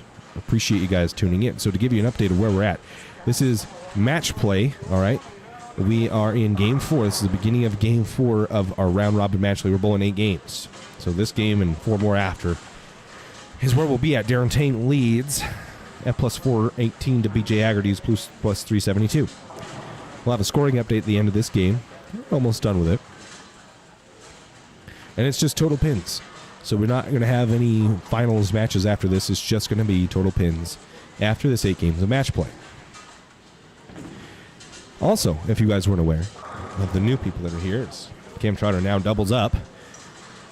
So Arturo Il Namaro really just needs a couple good balls. Seal this one up, get his 30 bonus pins, get his first win of the match play. That's a better ball from Arturo, and he's going to pocket 7-10. Not the right ball. Not enough friction to be throwing that ball yet for Arturo.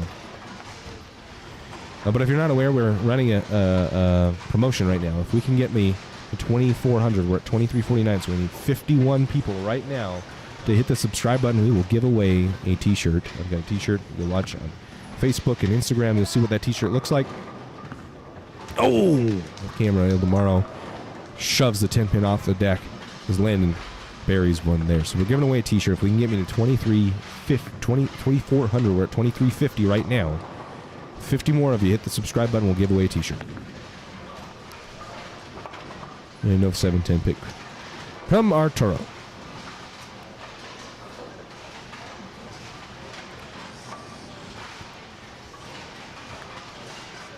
So who'll be first? It looks like it will be Il Namaro first out of Venezuela. Been on multiple TV's appearances for the PBA. Let's see what he's got for us here. Ball looks pretty good. Yeah, got it. So solid game here for Il Namaro to get himself back in contention. So he was kind of falling like a rock. And wasn't getting any wins. Bowling okay, but just running into guys on really big games. And now Il Namaro gets a good game of his own.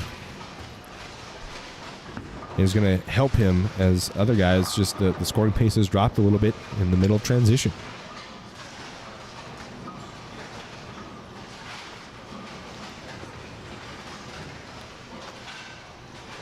So we'll see the final shot of Il Namaro, or the second, penultimate shot of Il Namaro's 4th game. And we got to round that a lot. It's going to shape a ton. Yeah, much better ball. Hand look way better out of that ball. Steve K struggling here. High 4-pin. Did he need that? What's that score? We're going to see PJ Haggerty first, though. PJ's bailed off of urethane, got a reality, and that ball looks much better than whatever he was doing before. So PJ is finally bailed out of urethane as Arturo gets a messenger to help out Steve in a close one. In a very tight match. He'll shoot 67, 77, 87 with a spare to strike here. And he can be beat. He can be beat by Landon Carnati. So Steve needs a spare, which he will. Steve's a great spare shooter. And he'll need a strike to have any kind of pressure on Landon. Arturo. Mixer, nope. Can't get the mixer. So Arturo shoots, what, 180? 167. So tough game for Arturo there. He'll lose to Darren. Darren will get some bonus pins, and Darren's having a solid game. PJ doubles up, so PJ can finish this game pretty strong with filling the 10th. Well, I mean, his lead has dropped. Darren was leading by over 100 sticks. PJ could have an okay game here if PJ fills the 10th. But yeah, Darren's going to extend his lead with a fill here. If he fills it, it won't be insurmountable, but he's going to build on top of it. He led from A squad and hasn't looked back. Well, that's a little left off his hand, and he 4-pins. Yeah, Darren knew he could really kind of step away. He's done that a couple times in match play now, knowing he could step away a little bit from the field, and will not. PJ did too. You've been watching. Well, yeah, you have been. PJ had an opportunity to really close the gap and open in the 10th. Landon Carnati, 10 minutes. So we'll watch PJ's final frame, his 10th frame. So coming up here in just a moment and see if he can try to not let Darren get so far back. Darren also a very good spare shooter. Steven Kurtz, mixer, yeah, got it. Steven had a really tough game here on 7-8. 7-8 did not look good. Did not look good.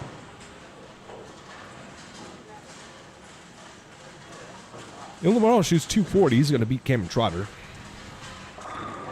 Cameron Trotter's finding something now. A little bit of a look.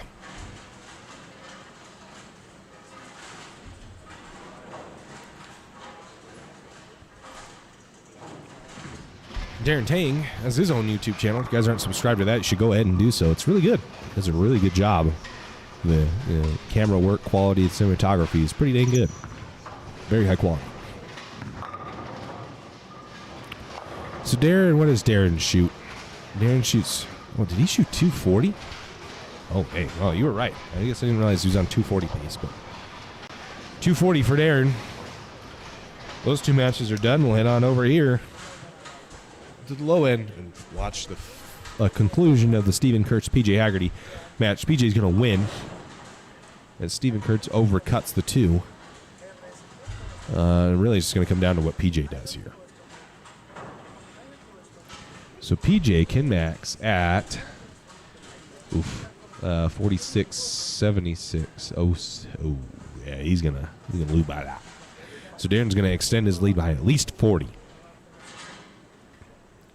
Needing a strike here to keep Darren at bay. PJ Haggerty. It is very quiet in the center all of a sudden. Ball looks pretty good. Mixer. Oh man, he needed that. So 50 sticks to Darren, as now PJ can only shoot 45, 65, 85. Can only shoot 195. It's not a deal breaker for PJ. It would have been solid to have that, but not a deal breaker for him. And Darren will lead now by 50 extra on top of what he had. It's a big game from Darren. Darren led 418 to 372 on PJ, and that will extend beyond 30. So he'll lead by almost 80, if not more. That ball doesn't shape either. Same result. Same result for Darren. All right, so game 5, that's the end of game 4. Game 5 will start here momentarily. As we switch lanes, I'm going to go ahead and put this back up. Skids Mobile Tire Service. That's their information, folks. If you need tires or thinking about getting it soon, you get $25 off your first order when you mention the PBA to Nanny. 801-810-8187. Write that number down. Send them an email. Whatever you got to do. Hit them up. And they'll help you out. Any car. Literally any car. Ryan Willis. This is the finals. There is no... this is it. So once the 8 games are done, whoever has the highest score wins. So, yep, no finals. No finals.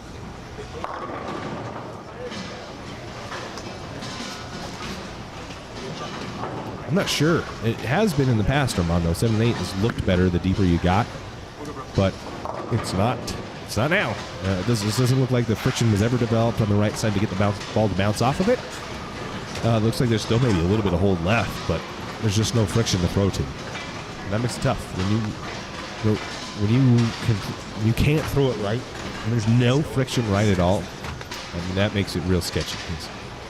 Three count is not out of the bush.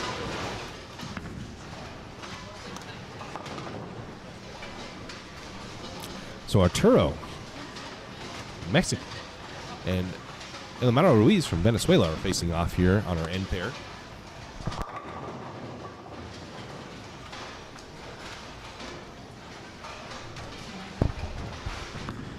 Elamaro, off of a solid game, needs that to hurry up. Oh, yeah, he gets the mixer. So you have Steven Kurtz, Steve Klemkin, Darren Tang, Cam Trotter, Landon Carnade, PJ Haggerty, Arturo Quintero, Elamaro Ruiz. PJ back on some pairs that hook a little more. Darren Tang is going to make 7-8 look pretty good. I bet Darren Tang is going to make 7-8 look real good. That's what I said. I didn't think Darren would be beat. If PJ can get past him, I think that's going to cause some big issues for Darren. I think he's going to get a little muddy mentally, but it's going to be real tough. PJ's going to have to put together for the game 5, 6, 7, and 8 are going to have to be real solid games for PJ. Landon Carnate.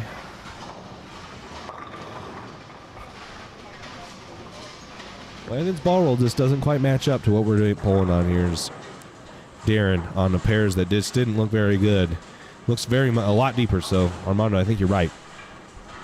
His break point looks further left, and he's moved pretty deep, and looks like it's paying dividends for him right now because that's a double for Darren Tang. Arturo. Ooh, that's a good ball. So Arturo might have something for him here.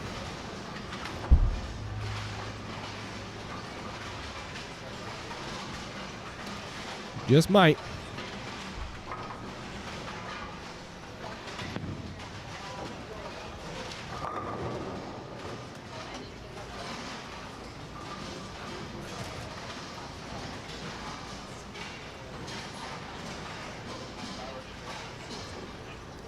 Let's see what Arturo's got here. Arturo on lane 13, working on a double. Oh, dang, he split the 8-9 there. Those fall late.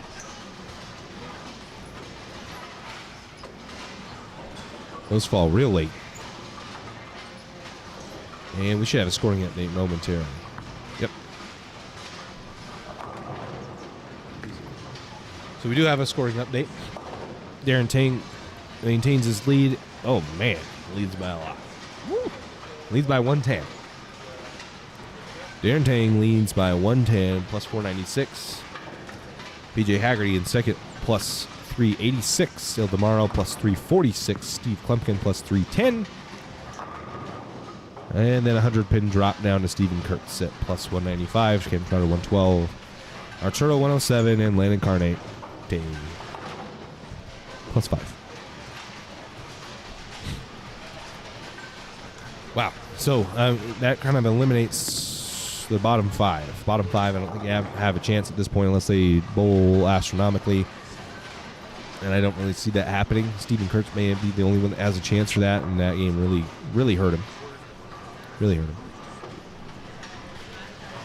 Il DeMauro on lane 13. And then Steve Klumpkin immediately after. Il DeMauro needs that to turn it. Doesn't quite get there. 2-8. 8 falls late. Steve Klumpkin pin back. So some really good games are going to need to happen as Darren leads by 100. In case 108. Darren. There you go. See, there's that lack of friction down lane on the right side. So that ball's a little right, a little fast. And it doesn't pick up 2 pins. So there's just not that defined hook spot on 7 and 8 built where they can just throw it to.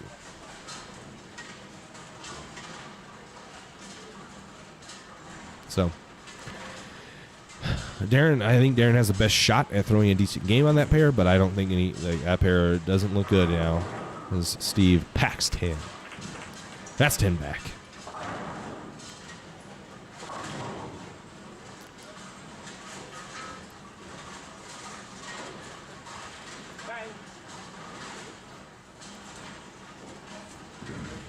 Arturo, in 14, goes to the face. Yeah, that Arturo's ball is just so hit or miss. Like literally, like he either packs it or there's no chance. Like he doesn't really mix them.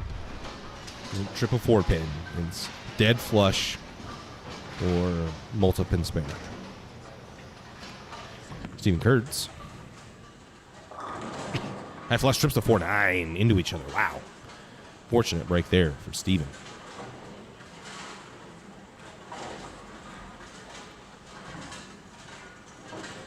PJ Haggerty packs 10. That's a good ball for him.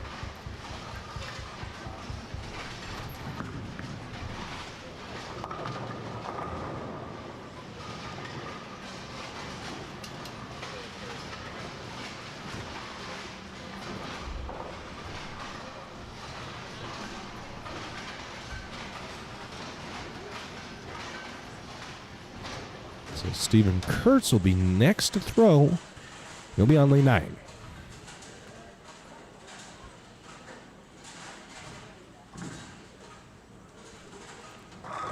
That's 10 back. All right, so Stephen Kurtz back on a area where he can strike. 7-8 just is really that bad, I guess, right now. And Landon packs 10, and then Arturo's up. So, yeah, 7-8 is going to be tough. Darren's going to make it look pretty good, I think, with his ball speed and what he's able to do. What ball he's throwing. Arturo, that looks a little left off his hand, but it's dead flush. Good shot there. Cam and Trotter. There you go. Ball just doesn't want to shape down lane. We've seen that. We've seen that story sung. Same one. Steve K. Oop. On camera. Steve K. Face 6'10". Il Demaro. No. Needing a couple big games to get himself back into contention.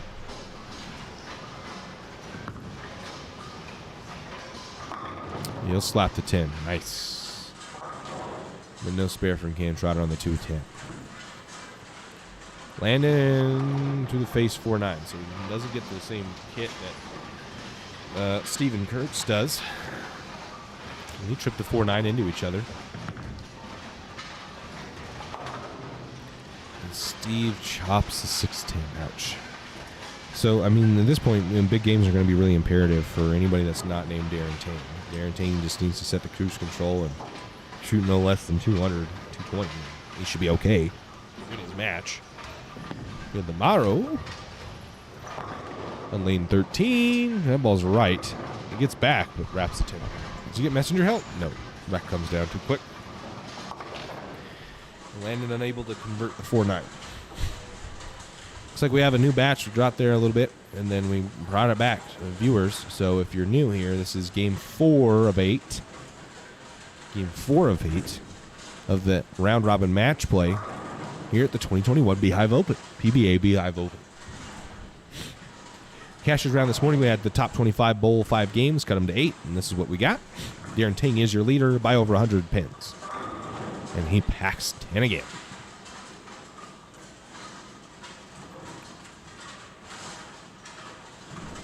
PJ Haggerty is going to miss the head pin right. Going to miss the head pin right. And frustration mounting as he knows time's run out. As he needs 110 sticks. And you're not going to make up 110 sticks throwing shots like that. And he knows it. Also, if you're new, we're running a promotion where if we can get to 2,400 subscribers, we're at 2,352. So we need 48 of you guys that are in the chat right now. Hit subscribe, and that will get us to 2,400. We'll give away a t-shirt. It is the 10 back t-shirt. Really cool t-shirt. All kinds of sizes. So we can get to 2,400 today. We'll get it. We'll be giving it away. Who likes free t-shirts? Everybody does.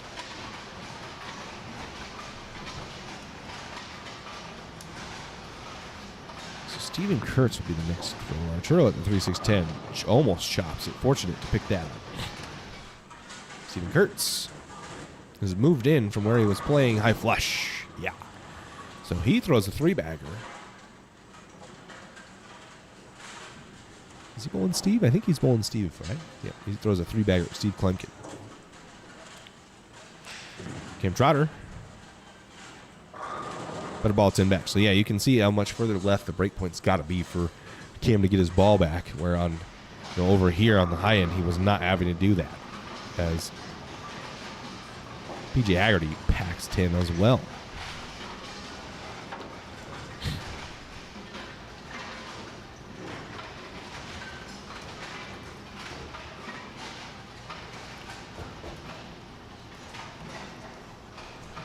Arturo Quintero. That's 10 back there. That's a real good ball. So, Armando, you were kind of right. Playing deeper and bringing that break point in, which really hasn't been the play all day or all weekend, is what is working on 7 and 8. So, you got to keep your head on a swivel, because there's a lot of things that could help and work when you're bowling. There's just so many variables that one strategy probably isn't going to work.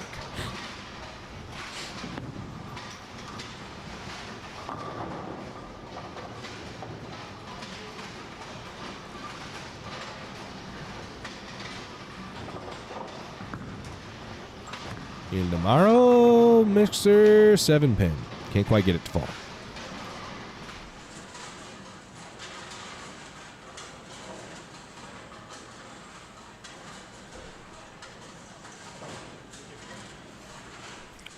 So this is game 5. For those of you, this is game 5 of 8.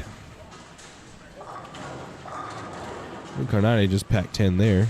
That's a good ball.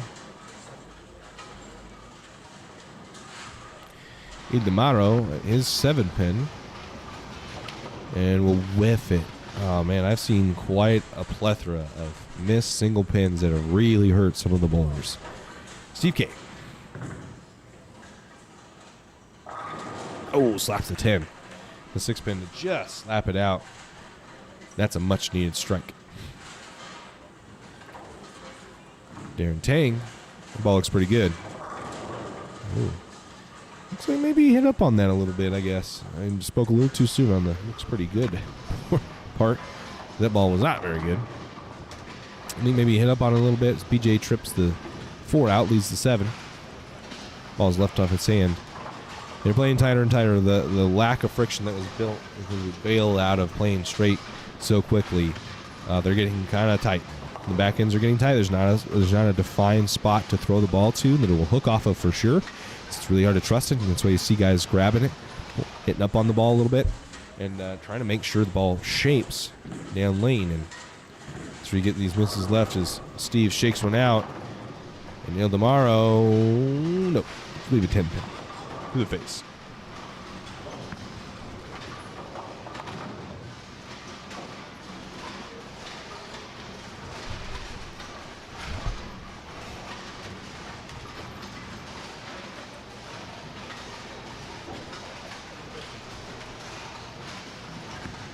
Anyone's game right now.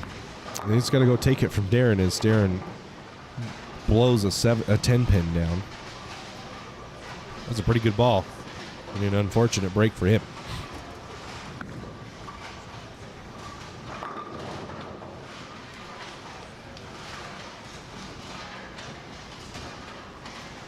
Arturo up now. Of Arturo and PJ as we come to the conclusions of both of these matches here in Game 5. That's a real good ball from Arturo. 10 back for him.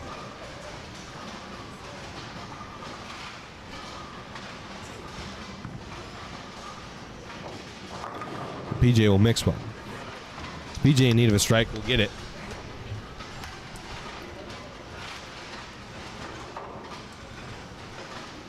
Landon's been a bit of a punching bag for all the bowlers so far. Unable to secure a win yet. He's really struggled. Steven Kurtz will be first to throw here. Better looking ball. Yeah, gets the 6-pin to just nudge the 10 over as it wraps around it. Arturo. That's a good ball. Just a solid ball there from Arturo. Landon. That's a good ball from Landon. So putting a little bit of pressure on PJ to show up. Definitely don't want to lose one now, being so far behind. So far behind Darren, yeah. You can tell PJ's a little frustrated with how he's bowling. Because he's pressing. He needs a good game. He knows he needs a good game being 100 pins down. So, missing like that, it's just not going to do it.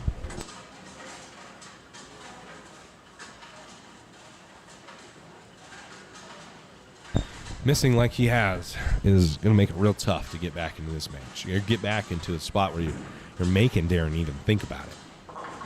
Darren's bowling against himself at this point, being 110 pins up. Neil D'Amato. That's a good shot.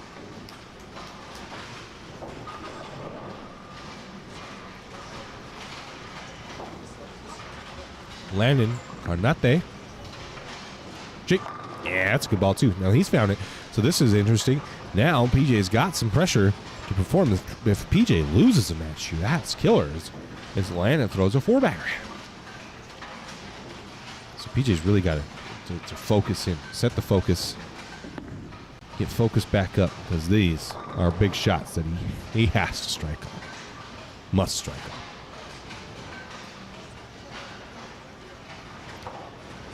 Ildemaro Ruiz. Oh. Wow, what a break. Oh my gosh. What? He went this went from really bad to worse to a little bit better to amazing on how bad that shot was, and to end up with only a 6-9-10 very makeable spare is amazing for how bad that ball was. Wow.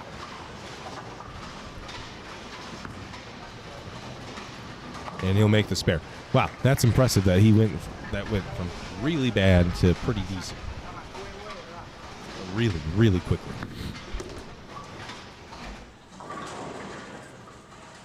Steve K will clean up the spare. Darren Tang on a spare. Been grinding this one out a little bit late. That's a good ball. Real good ball. This PJ fails to strike. He's going to need a punch out to put any kind of pressure on Landon to show up. Landon working on a 4-bagger, having a solid game now. This is why, Armando, you see him hit that ball. Because these are must-win. Like, he's got to win every match plus gain pins, and he's not going to win. He may not win this match, and he's definitely not going to gain pins. And, I mean, pocket 7-10 there for Steve. On 9 and 10. What is that, like 11 now on 9 and 10 we've seen? So many pocket 7-10s on that pair. So many. PJ needs one. Oh, and wraps a 10 pin. Ow. That was so good, and he just can't get it through. Just didn't do it. Arturo grabs that one a ton. Crosses over and leaves it nine.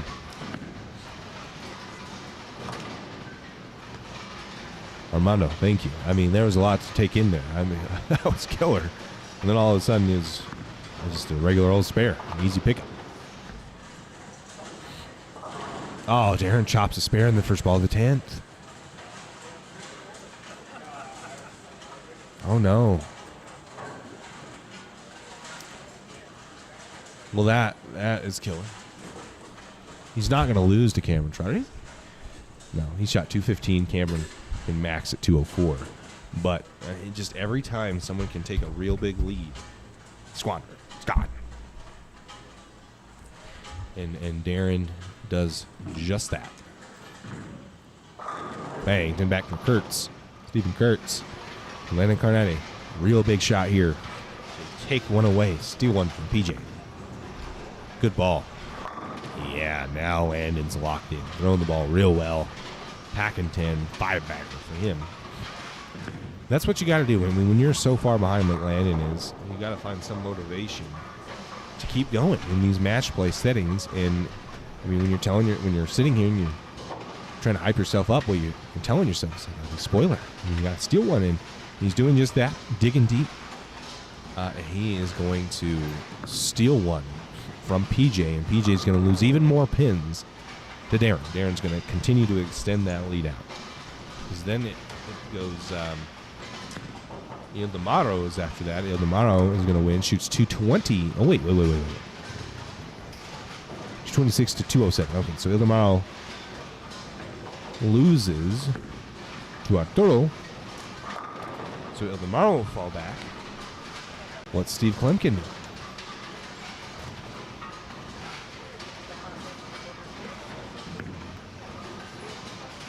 Steve Klemkin is going to lose to Steven Kurtz. So Darren's getting exactly what he wanted. Darren's going to win his match. Shoot 205. Going to do what he needs to do on a pair that's played pretty hard for everybody here. And he's going to have everybody else lose below him. PJ lose, Ildemaro lose, Steve is probably going to lose. Wow. Who would have thought? And that's the nail in the coffin for PJ. So that match is over. PJ loses. We'll head on over here.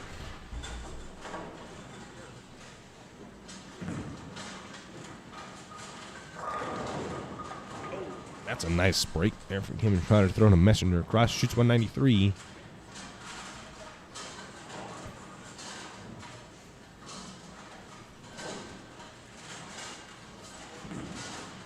Steven Kurtz crosses over 5 pins. So Steven Kurtz shoots 230. Steve's going to lose that match. Landon Carnate is going to beat PJ Haggerty by quite a bit. That's a real good game from Landon there, 230.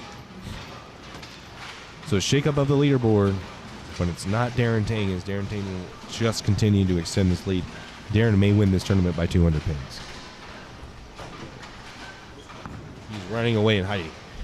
I thought maybe we'd have a little bit of drama heading in, as when PJ had that big game and Darren lost. But PJ's going to take his first loss. He was the only person undefeated. He will give Landon his first win. Well, really, Landon took that first win. Steve K with the face baby split. So Steve is going to continue to lose pins, bleeding pins on the ground right now. So is PJ. And Darren's going to run and hide. No, I mean, is he going to even be touched? I don't even think it's going to be close. 3 to go. This is game 5, the end of game 5. We'll have 3 to go. This round robin match play. Started with 25 this morning after we cut 25 out of qualifying yesterday. Cut to 25. 25 this morning for cashier's round. Cut to the top 8, and here we are. And that is the end of game number 5. So everybody's gonna start switching lanes. A couple things to note. We want to thank Dale Williams at the Strike Zone Pro Shop for sponsoring the stream, making it possible. If it weren't for them, we just wouldn't be able to bring a coverage of these events. PJ will finish his game in strike. So all those games are done. PJ shoots 198, losing a ton of pins to Darren. 40, 50 pins.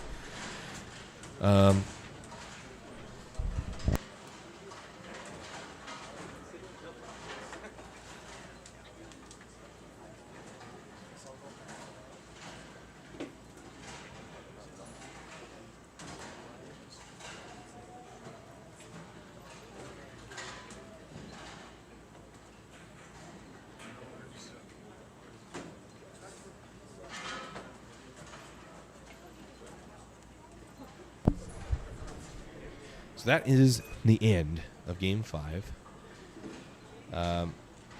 Your boy Darren is running away and hiding. Don't think he'll be touched now. Yeah, I think PJ lost too many pins in a couple of games that he had it. Armando was right. I think Darren's going to win, and he's going to win by a lot as we set up matches. We're about to get underway. Everybody doing their thing. But yeah, I want to thank the Strike Zone Pro Shop, Dale Williams, and Skids Mobile Tire Service. That's what we've got here. Take a look at this coupon for all of you watching. You need tires. This is it. $25 off your first purchase. 801-810-8187. Call Danny. Email him. Go on Facebook. The whole thing. Custom tires and wheels. Everything from drift cars to one-ton trucks to luxury cars. You name it, he's got it. He can do all kinds of tires, all kinds of rims, everything. Enter the PBA. You get $25 off. We're about to get underway as Landon. He's going to start us off here.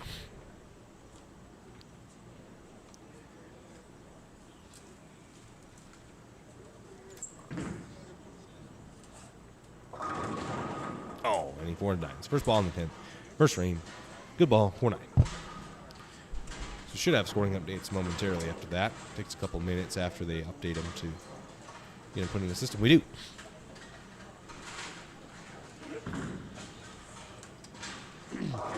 So, Darren Tang is running away and hiding. He is plus 541. PJ Haggerty, 384. Ildemaro, 353. Steve Klumpkin, 290. Steven Kurtz, 261. Arturo Quintero, 163. Kevin Troros, 105. And Landon Carnate, plus 72. So really, I mean, this is just, and we've got the match here. PJ Haggerty and Ildemaro Ruiz is separated by 29 sticks. No, 31 sticks, excuse me. And they're bowling each other in game 6. 3 to go. This game and 2 more. So this could potentially decide second place. And that's a decent amount of money of checks. So got to see what they'll be able to do here.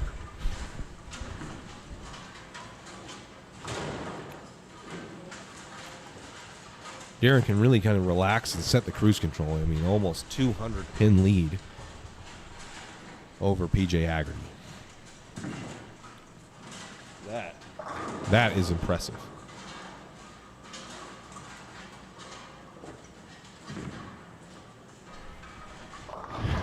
Darren going to cut one off.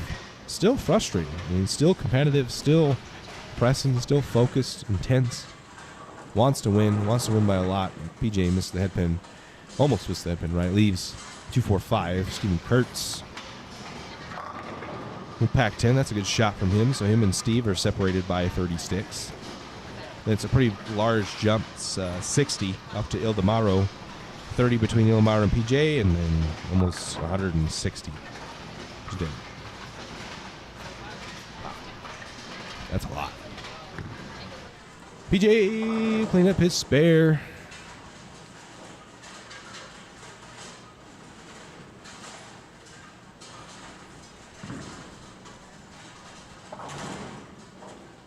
That's how things go sometimes. I mean, Darren was just able to create a shape that nobody else is.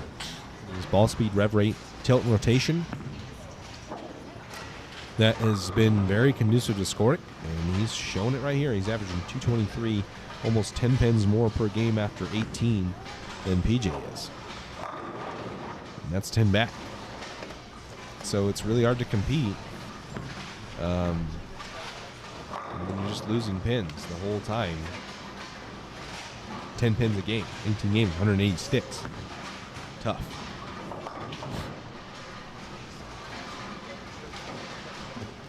Because they are identical records, 4-1 in match play.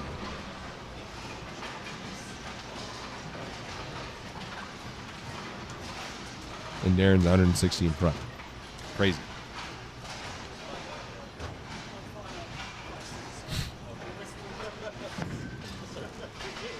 Steve K. No on the mix relief, the 2-pin. So he'll bowl Darren. Cameron Trotter will bowl Steven Kurtz. So tomorrow, PJ, Arturo, and Landon Carnati.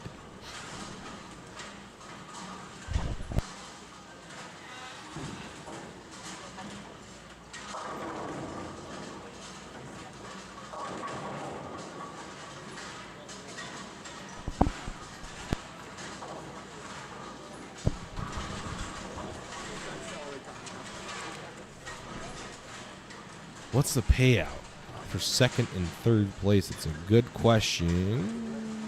I don't know. I think I'd have to find a sheet to figure that out. I think they have it somewhere. Let me go grab a check. I'm going to take a quick break. I'm going to answer that question, Rano, because you're watching in the YouTube chat. So thank you. I'm going to take a quick break. I'll be right back. Thanks, folks.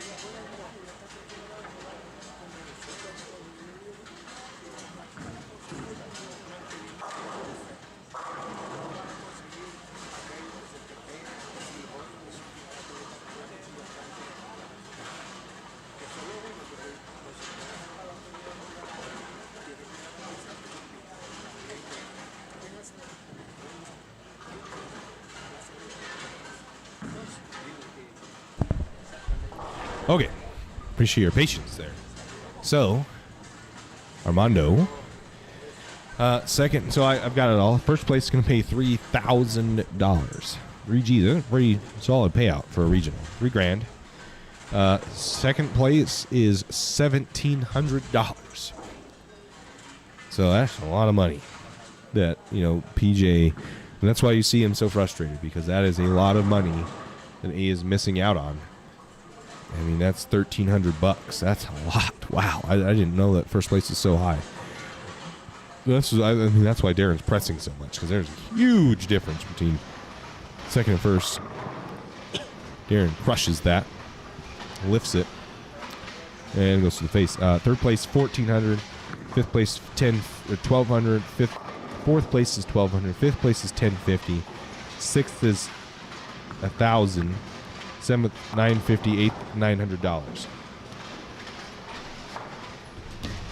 So, I mean, Landon's going to walk away, or whoever's there, $1,000 almost. So, not bad. They'll probably break even for getting to this point. But 3Gs, solid payout, and $1,300. That's a lot of money to be losing out on. So, tough. That's why, we still see Darren really pressing to continue to maintain that lead, because a couple bad games and a couple real good ones from PJ. And you got to think about it going into the 8th game.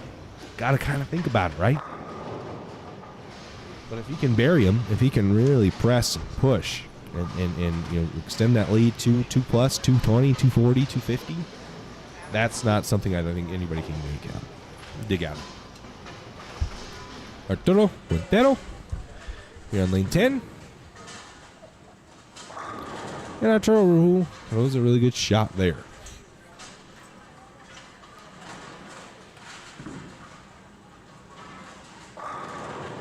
And I didn't think we were paying 3Gs for this tournament. That's good. I did not know that there was such a drop-off from first to second. So, hey, come and win. You want $3,000? You want to lose $1,300? Come and win.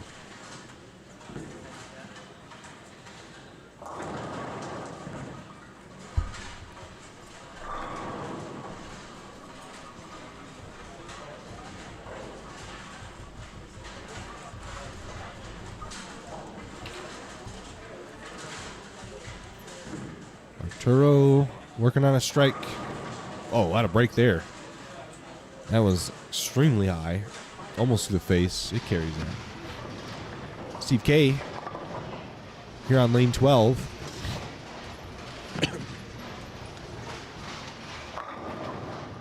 So how many of my 12 made it to match play?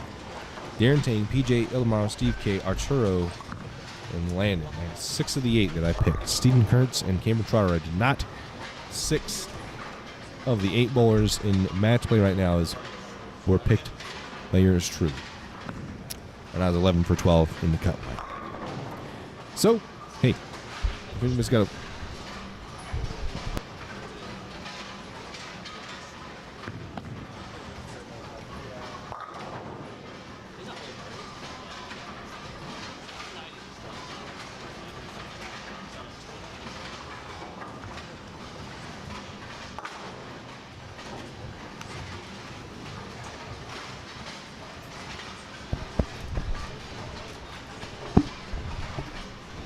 All right, folks.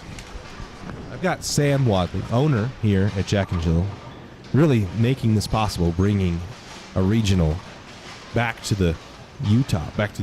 Not necessarily in the Valley anymore. It's only 15 minutes from the Valley, though, but to Utah. Sam, thank you so much for bringing this here. What have you seen out here? Why is it playing so hard? Why is Bear playing so hard? Man, I don't know. It's a combination of our lanes, a little bit newer lanes, a little bit more friction. People that have put the pattern down in there say it's playing a little bit different. Just seems to push down, and you have to transition. It becomes really tough.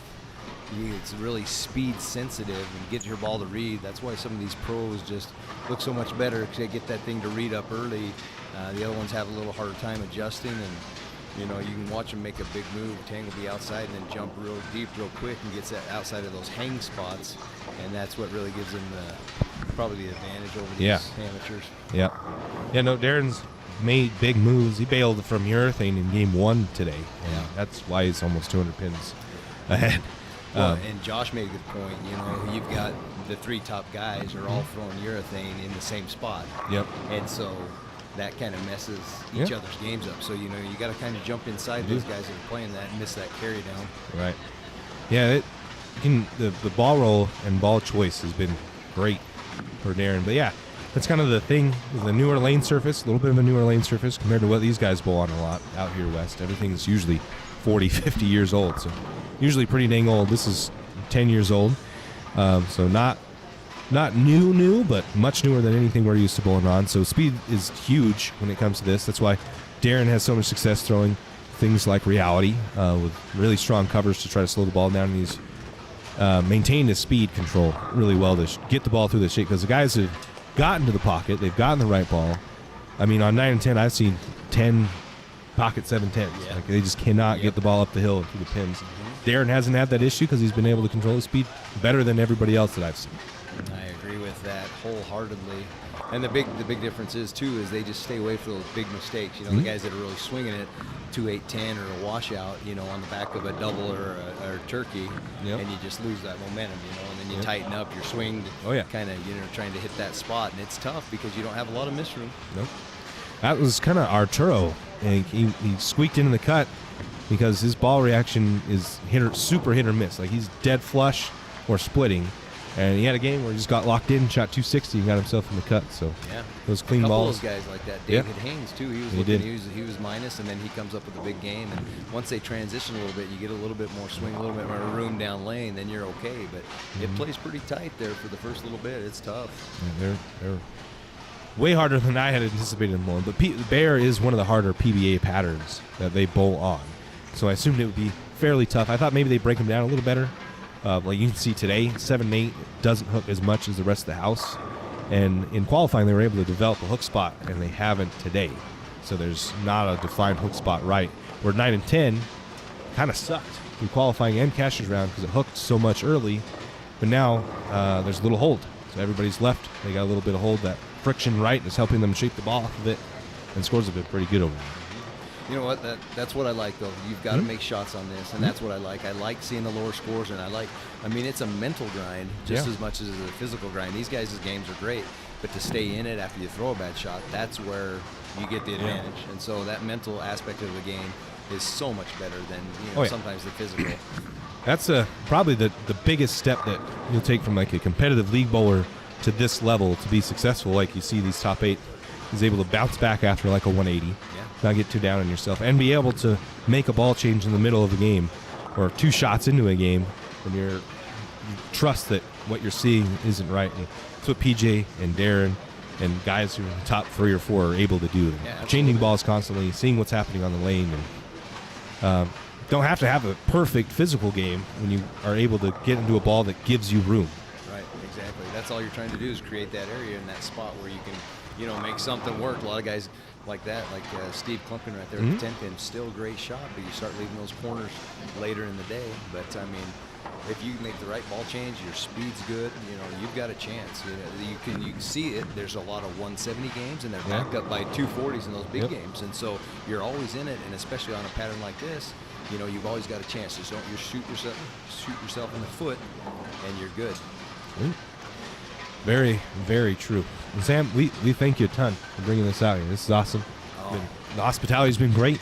The internet's good here. Everybody on the stream appreciates the very smooth internet. We've been to a couple places where it hasn't been tremendous, and it's made things difficult, but appreciate you allowing us to come in here and bring it. I mean, the exposure's been great. We're getting this all over the place. We got thousands of people. Yeah, we love it, and we're grateful for the PBA for coming back. I mean, Josh does a great job. Josh does a really good job. And, to have this amount of entries, it just shows that there's interest out there, and they've traveled from far, and we appreciate that. And we're just very grateful to all the bowlers and the players that come out, and the fans. A lot of people support them, and obviously you. Thank you for coming. And anytime. It's time, and we appreciate it. Yeah, I mean, $3,000 up top is good. That's a good one. That's not typical. Your PBA regional is $3,000 up top. So. And I think they were saying that most of them are, Actually, this has been the biggest one since in the West, at least. Yeah, yeah. So that's great. You know, That's- and that's if we awesome. can build on that and do it year by year, we're looking forward to it. I'm hoping so. It's not as far a drive for me Yeah. from streaming. I'm not driving 4 or 5 hours to go stream a tournament. Absolutely. Sleep in my own bed. Sam, thank you. We appreciate it. And, good luck to you guys and Jack and Jill's. All right. Pretty Thank you so awesome much. place you guys have built. Oh, appreciate it. We love it. Good area.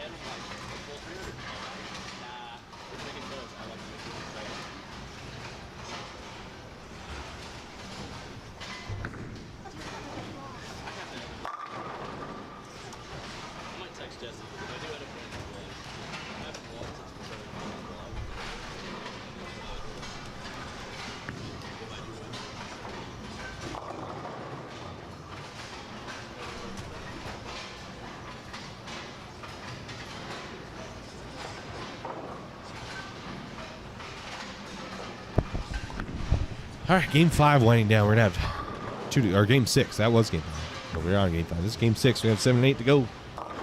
Winding down after, what is this, 19, 18 games. Well, 21, right? This is 2021. So, yeah, 2 games after this. We're almost finished here. That was Sam Wadley, owner, operator, proprietor here at Jack and Jill Lanes. We have to thank him a ton for bringing this here. The facility's great. The hospitality's been awesome. They've been more than willing to help us out and bring this to you guys live. And that helps me out a ton when the proprietors are great about getting the internet and all kinds of things. So the coverage is better for you guys. You guys are reaping those benefits. So if you're ever in the area, come to Jack and Jill. Tell Sam thank you. Support them. Support those. You want the sport to grow, we got to support the people that are trying to support it and keep it alive. One of those people is Sam Wadley. So shout out to the real MVP.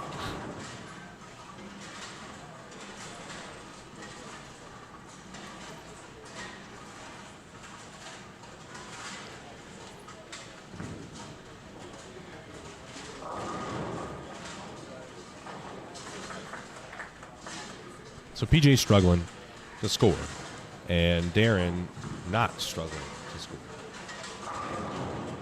Well, I guess his game isn't that good. No, it's good.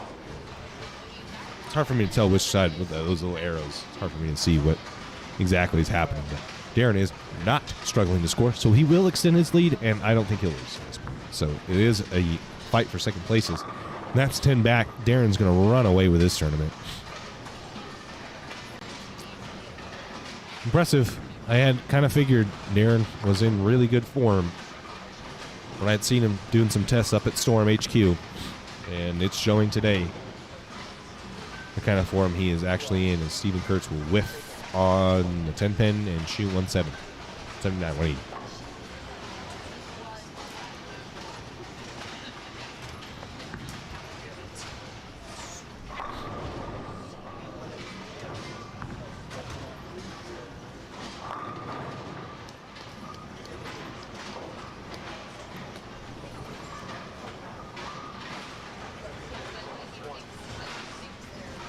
For those of you new to the YouTube world, YouTube chat, this is game 6 of 8. This is round robin match play. So Arturo Quintero goes 10 back. Round robin match play. 25 of them bowled this morning to cut down to top 8. Those are the cashers round. Here we are. Round robin match play. And there will be 2 games to go after this 6th game. Currently, your leader is Darren Tang at plus 541, and he leads over PJ Aggerty by 140. PJ's at plus 384. So, and Darren has extended his lead. So it isn't really much closer. We're also running a promotion where we're giving away a free T-shirt if we can get the channel over 24 to 2,400 subscribers by the end of the day. If you're watching this playback, make sure you hit subscribe. You're in this, just happen to be in this portion of the video while you're watching the playback. Hit the subscribe button. We're at 2356, so 44 more, and we're there. Tough task, though, with only a couple of games to go. But I have faith. I trust. 80% of you guys aren't subscribed when you watch my videos. Not just you guys in the chat right now, but anybody watching playbacks. Only 80% of you, only 10, 20%, but mostly it's probably closer to 12% are subscribed. So if you're not, please go ahead and do so. Del Tomorrow wraps a 10 pin and will not get any help from the messenger.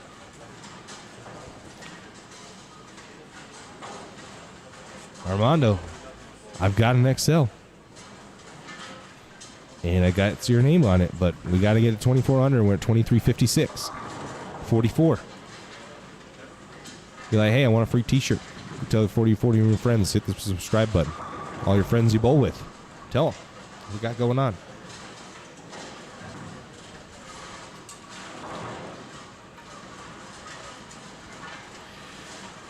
So game 6 wrapping up here. Everybody's just about done. Steve Gay is going to be one of the last persons to go. He's going to whiff. Oh, no, he's not whiffing. I thought he almost never hooks at spares, so it was interesting to see that.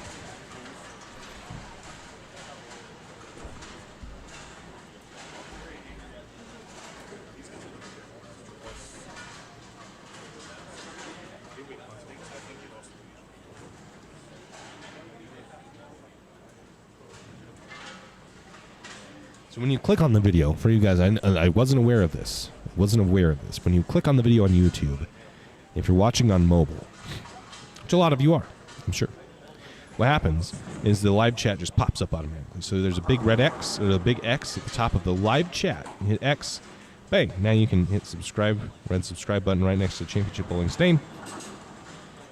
Like button, all that stuff. You have to exit out of live chat to be able to do it. I wasn't aware of that. I am now. I was made aware of that. Like one of our subscribers is Ildemaro Ruiz throws a strike in the last ball of the 10th. Shoots 180. Scores have just kind of come down. And the only person really bowling great is Darren. He's just being able to make that shape. It's pretty impressive what he's been able to do.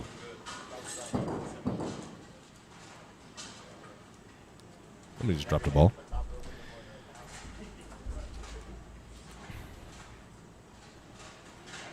2361.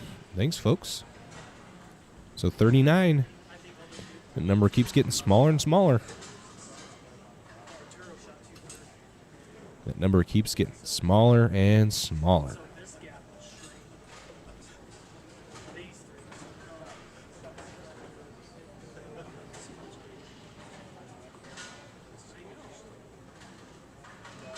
All right, he should. Darren should absolutely be giving Jazz now a kickback for this. He just went and got a lesson. I'm sure you're Shannon, you're a subscriber to Darren's vlogs. And yeah, he was just with Jazz now, got him set straight. Here he is, tearing this tournament up, going to win by 300 pins. Yeah, thanks, Ron. Schnapper. I hope that's how you say it. Thanks for tuning in, my friend. We appreciate you.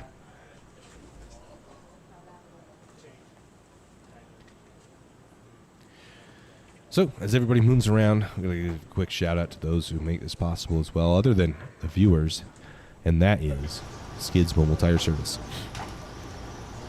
$25 off if you mention the PBA to them if you're in the Salt Lake area, northern Utah area. 801-810-8187. Tires and wheels, 1-ton trucks, the whole thing. Everything. Right there. SkidsMobileTire.com. That's his phone number. Danny Hansen. Hit him up. They'll give you a quote plus $25 off for mentioning the PBA. Also, Glenn Incarnate just wrecks the pocket. Dale Williams at the Strike Zone Pro Shop. If you're in the Davis Lanes area, you need a new ball, you need your ball maintenance, drilled, whatever it may be, hit him up. He'll help you out. Dale Williams, Strike Zone Pro Shop, Davis Lanes.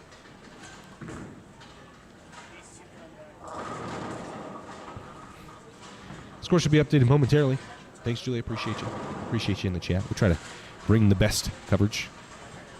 These guys deserve professional quality streams and coverage of these tournaments, and these are professional tournaments. You don't see, crappy coverage of things like Bees games, or the Corn Ferry Tour for all my golf fans. Of all of my golf fans, is equivalent to the Corn Ferry Tour out here. These guys are grinding, trying to make a spot. Darren Ting steps up here at 9-10. Been a bad pair all week. Let's see what he does here. Darren is in front of the ball return. He's just continued to move left, and he's going to continue to strike. I don't think Darren's not losing. There's no way. So there's going to be a fight for second place. Second place checks. Not small. I think it's $1,700 to $1,200.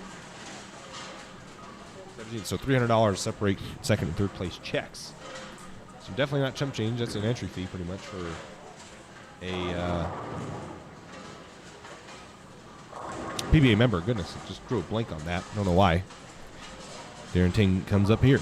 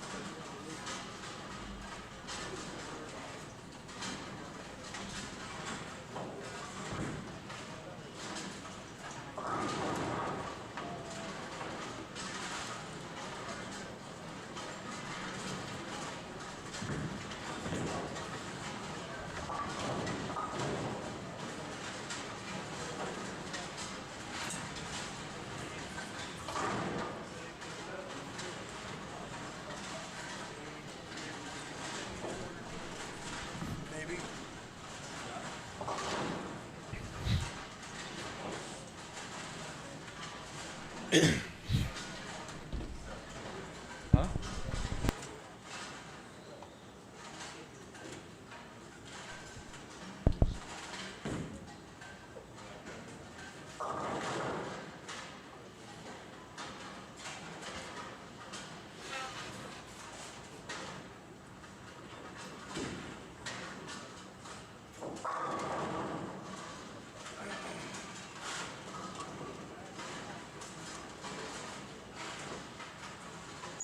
Ron, you the real MVP.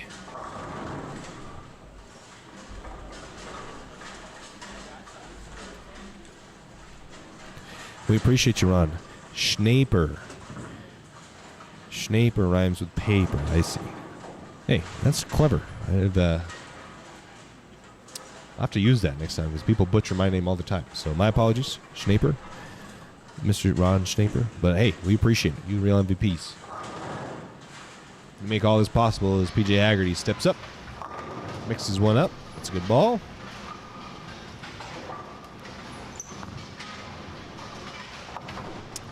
Darren Tang continues to lead, and now it is 215 pins over PJ Haggerty at plus 405, who has extended his lead to 70 over Ildemaro Ruiz at plus 336, who then is another 60 pins or so ahead of Steve Klumpian at plus 271, Steve Kurtz 250, Arturo Quintero 228, Cam Trotter 165, and Landon Carnati 39.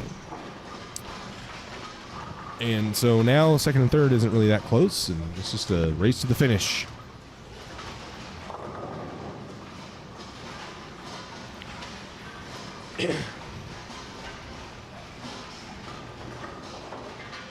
Race to the finish now because Darren is just, he doesn't stop striking. Like, even on pairs that have been notoriously bad, he just continues to hammer the pocket, making all the right moves. Like that, I think that should be to anybody watching, anybody aspiring, wanting to get on the regional tour, wanting to try a regional tournament. The most impressive thing that has happened here is the difference in how these lanes have played and the fact that Darren has continued to strike no matter where he was. Like, the amount of low games he had just aren't very many. And he's been able to find those adjustments and get in the pocket and further get his, because a lot of people have been able to get in the pocket. But a lot of people haven't, like Ildemaro just did there, or Steve here with the corners, have not been able to get their ball through the pins. Darren has been able to do that all weekend. And that's probably the most impressive thing is the choices he has made. He's just continued to make good choice after good decision. And physically, it looks good. You can see a lot of times by his body language, maybe he doesn't feel that he's bowling that great, but from back here, it looks like he's been bowling pretty good. But I think mostly it's been the fact that he's adjusted as good as he could possibly adjust. Like, the execution on a pattern that's playing fairly tough for almost everybody else, that's why he's running away with this tournament. That's why he is 215 pins in front of PJ Haggerty. PJ Haggerty's a good bowler, and there's 215 sticks in front of him. Impressive. Really, really impressive.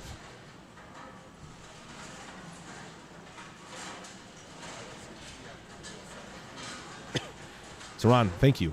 But any of those folks out there, any of those kids, anybody who it is, if you want to get on the PBA Regional Tour and eventually make it on the tour, these are the things you have to do. Darren, I mean, he's a great tour bowler, but the guys at the extreme highest level are able to do this every week. And that's why those PBA player of the year, Kyle Troop, I mean, look, the good decisions he makes, insane. Insane. It's how consistently he's making them. So, Darren, backs 10 again. I mean, no surprise there. Landon Carnati. And that's 10 straight back. Get him.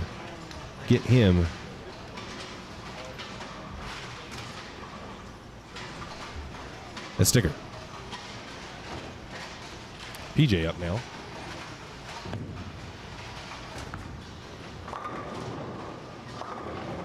Oh no! Can't get the 4-9 out. 9 stands. What do you think? Anybody that's new, because it looks like we got a new batch of people in. This is game 7 of 8 in round robin match play. It started with 25 this morning after we cut to 25 yesterday after qualifying. 25 of the bowled today in the Cashers round. Cut to top 8. That's where we're at now in game 7. So things winding down here at the 2021 Beehive Open.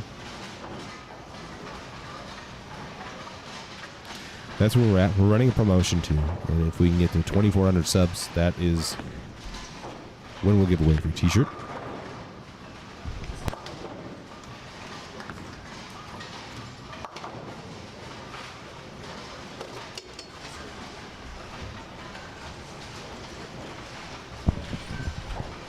So Craig Harrington, one of the guys who competed, has asked me to give a plug for their Scratch League here.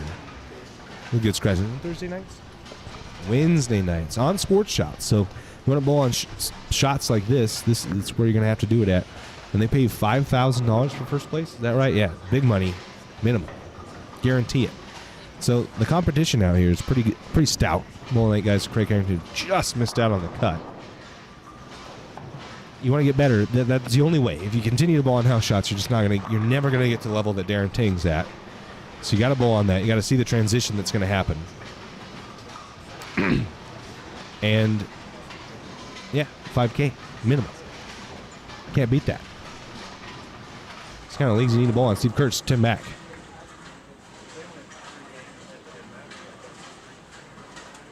No, Scott, yeah, I agree.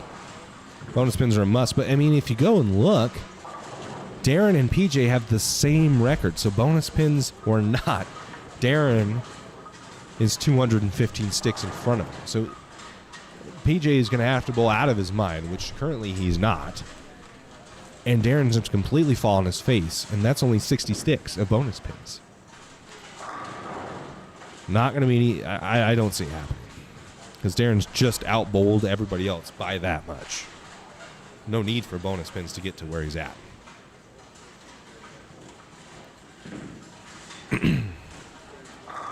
And that's why right there. Darren's not going to stop doing just what he just did right there. It's not going to happen. DK. Up on lane 8. Welcome, folks. This is game 7 of 8 of round robin match play. This is it. We're not going to a step ladder, which would be nice if pins disappeared, because then at that point PJ would have some life and there would be something going on. But we're not. It's just total pins, and Darren's winning by 215. If you're like Ron Schnaper, you're cool. Donate $12, $10 for the cause. You want to bring action like this to you live. It takes people like Ron Schnaper to do it. Darren Tang, 2-8-10. And that's not that bad of a ball. Not that bad of a ball. 2-8-10s. Just a little right, maybe a hair quick. But if you go over here, there's PJ Aggerty going through the face. And PJ's bowled really good. Just not good enough. Just not better than Darren is.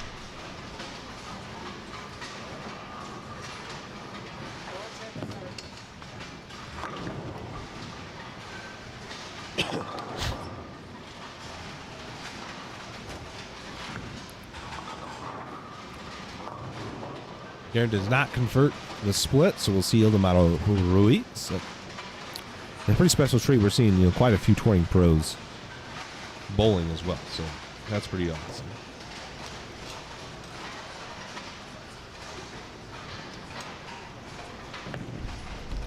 Let's see what Ildemaro has for us. See how far left he's getting. A little loft in there. No help on the 10 pin, though. So, honestly, that's been the biggest issue. A lot of the guys, at least here in the top 8, have been able to get to the pocket. They've been able to find something that gets to the pocket. PJ Aggerty wraps the 10 pin, that they have been unable to get the ball through the pins to kick the corners out. Oh, my bad. Ron Schnaper.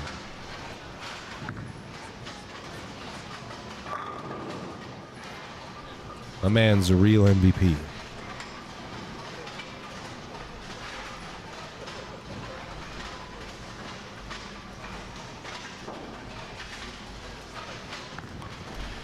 The boy Ron is goated as Ildemaro balked off his spare.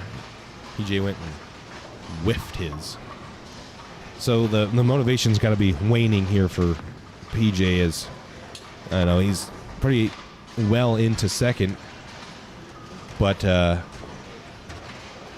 really have much of a chance to get himself even close to Darren. So the motivation's got to be waning at this point a little bit.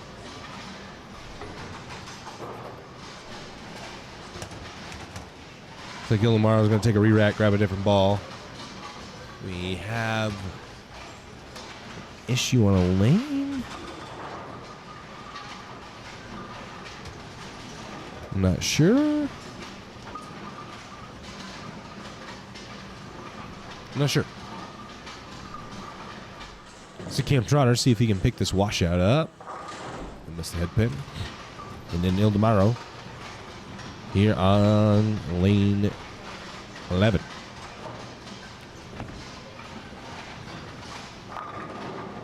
Oh, blower 7. Ouch. That's a really good ball. Really good ball to blower 7 on.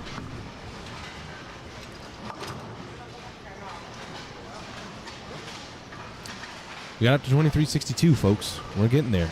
38. 38 of the 150 of you that are watching right now, I'm sure that's a whole lot of you are subscribed. It's all at the playback, so we can get to 2400. Free t-shirt. My man's Armando said it's on size XL. Got a size XL. I got one saved for him. We get to the 2400, we give it away, and he wins. That's all it is. Steve K gonna be next? Yep, Steve K's up. Tomorrow. Nudges the 7-pin off the deck. The spare ball. I've seen a lot of his spares not been convincing off of his hand. Steve K, haven't seen a lot of him this game. Pretty good looking ball, and that's 10 back. Steven in position now where he can score a little bit. Ball reaction looks really good. Pattern's finally come to him. It's where, with his rubber, he's able to get the ball through the pins. Enough friction. This ball to shape right.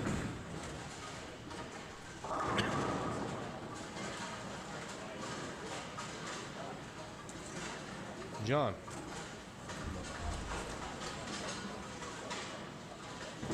Excuse me. John, good question. So, we kind of don't have a set schedule. We just go, around tournament to tournament. The PBA tournaments were in the area that I could make it to, so we stream them. I foresee in the heat of the season, bowling season, probably 2 a month.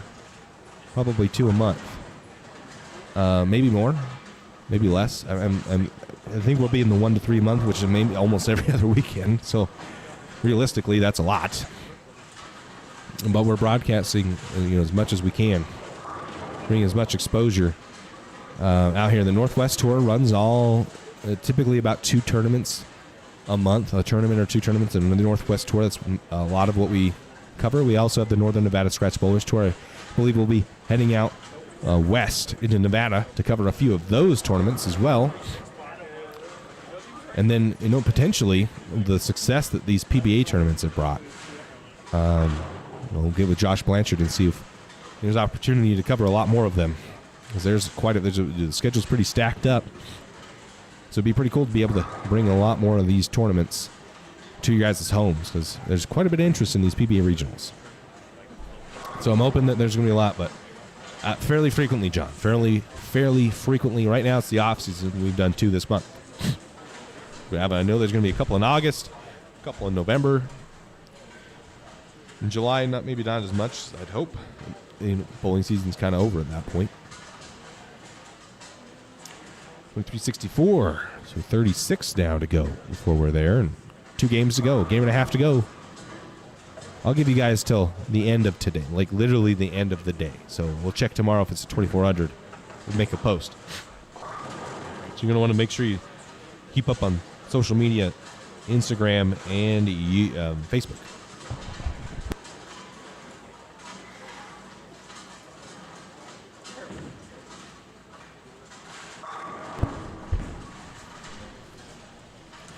Ron Schnaper, I did see some of it. I thought it was pretty cool. I think the concept's all right.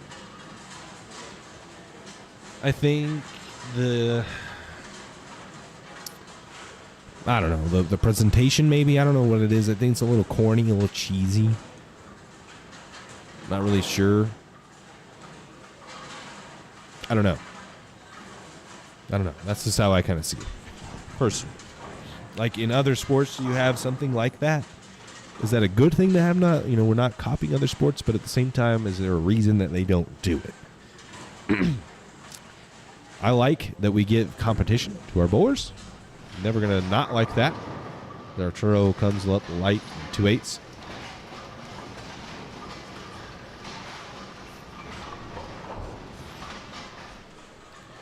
Steve Kurtz coming up here. So, yeah, I mean, I'd like to see some other type of those kind of events, but more, I don't know, cooler, I guess. Just seems a little cheesy, corny to me. What I would like to more see is a consistent schedule. I think it's hard when like PBA scheduling's all over the place. When do you expect to watch a tournament?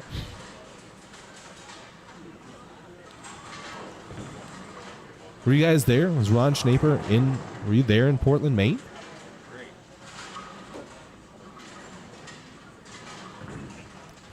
Were you all there in Portland, Maine? Like, if you were, I'd love to hear your perspective from there. I mean, any tournament at Bayside is automatically 100% better. I wish that we would do that everywhere. Like, we need to bring more fun into bowling, and we need to give ourselves some respect. We're athletes, but it can't be so tight-necked all the time, in my opinion. So, I mean, the team tournaments are great. Energy. People like energy. You know what I mean? So it brings it. John, yeah.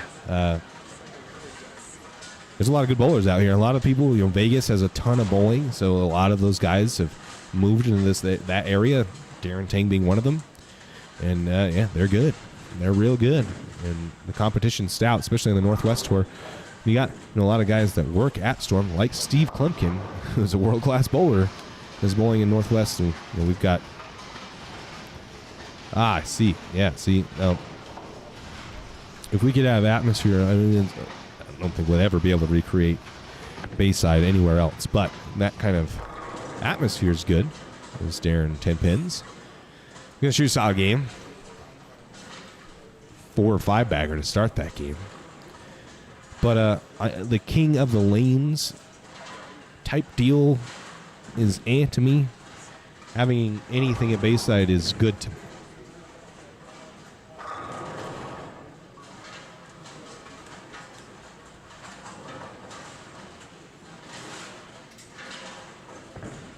Bowling for money is always a good thing, too.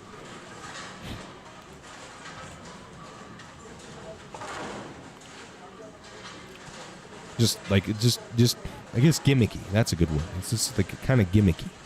Not a fan of the gimmick of the like. I get the necessity of it, I guess, for what you're trying to do, but it seems like a bit of a gimmick. Like the whole crown and cape thing. Like to kids 12 to 25 don't necessarily think that's cool. You know what I mean? So how do we get kids into the sport when we're kind of showing off a gimmick that we don't necessarily think is kind of cool?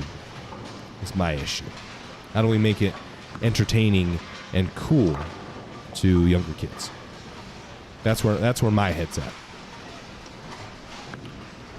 Darren Tang, Tim Bat.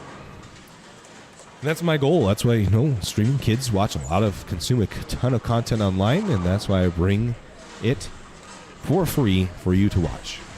It's been my commitment is to never have to, if you wanted to watch our content, the main portion of content, I've definitely considered going to some behind-the-scenes stuff and extended content or whatever it may be under a paywall, but the main focus of our content will always be free, so we can get as many people involved in it as possible. There's no way we'd have 170 people in this chat putting it behind a paywall.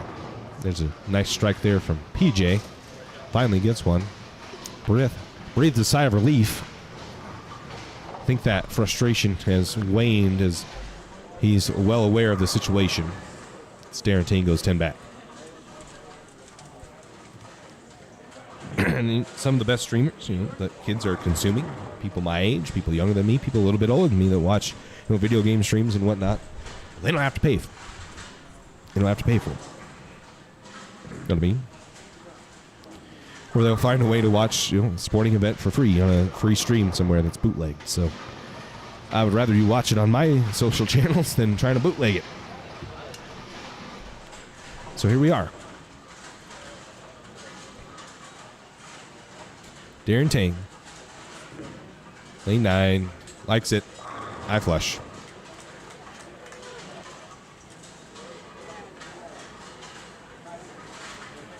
Yeah, I kind of like basketball is pretty quick, fast paced. Yeah, basketball's. I mean, that's why you see baseball pushing real hard to make the game a little faster. And basketball, you're in and out. It's 2 hours. It's quick. There's not a ton of downtime. It's not slow or boring. Unfortunately for baseball, there's areas where it gets a little slow, especially if you don't know baseball and the small intricacies in it. You could potentially get bored. The thing baseball has is going to a game is pretty fun. Being outside in the good weather, talking with your friends is fun. Watching it on TV, that's kind of tough. And it's been a thing. You can see like NASCAR does the same thing.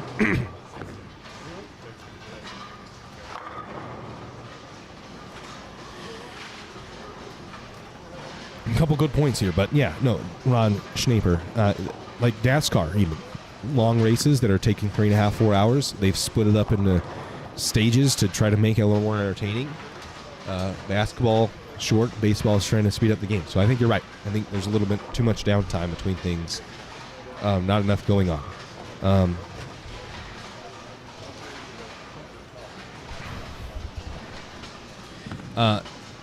I do have an issue with that, John. Maybe not necessarily top level bowlers. We like to see top level bowlers, but the continuous addition of bowlers that are a little bit older. Nothing against the older generation, but that are just not really relevant anymore in the sport is a little frustrating to see.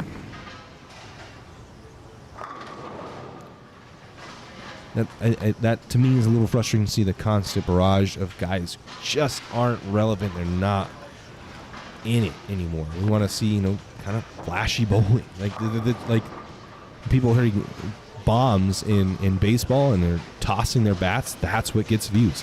That's what gets shared on social media.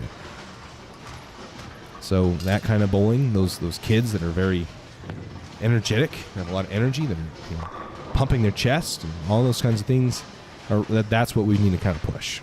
We need that kind of energy.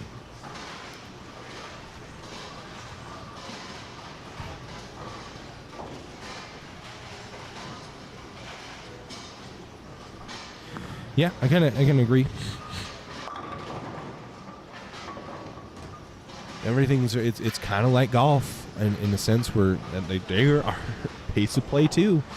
When there's so much downtime between shots, when guys are obviously very deliberate trying to get their mental game in check, it does drag a little bit. It does drag. The energy kind of wanes. Like in basketball, the energy momentum swings are pretty crazy, and it gets the people going. You have a guy hit a three and then a turnover and immediately another three. And I mean, the energy is unreal. So the constant barrage of energy is good. That's when you go to like team tournaments, that's kind of what it is. There's a lot of energy in the place and people get excited and interested even though they may or may not be interested in necessarily the sport. But we streamed, unfortunately I was bowling it so I wasn't able to get to call the action, but we streamed a Swiss tournament, 5-man Swiss, and the energy was great. People were, cheering and yelling, and it was quicker pace. There's stuff going on everywhere. All right, that wraps up our 7th game of match play. We're going to turn your sheets and then we're going to go right back. So we got match play. For our last and final position round. Yeah, we got position round in game 8. Of the tournament. Your number 1 and number 2 seeds are going to be on 13 and 14. Your number 3 and 4 seeds are going to be on 11 and 12. As we finish up, we're not a scoring update yet. Let Josh finish. And your 7 and 8 seeds will be on lanes 7 and 8. So we'll get the bowlers back out here in just a few minutes for their 8th and final position round game. John, kind of, yeah. I mean, it's just, yeah. Unfortunately, Francois, young guy, not that cool. Very quiet, very to himself. Great bowler. Doesn't take anything away from his bowling. But how do you market that?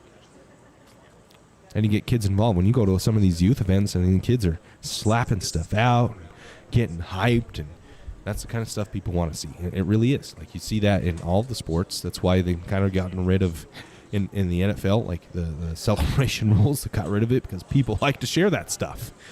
That's what gets people involved. So you guys got like Kyle Troop. We need to let those personalities out.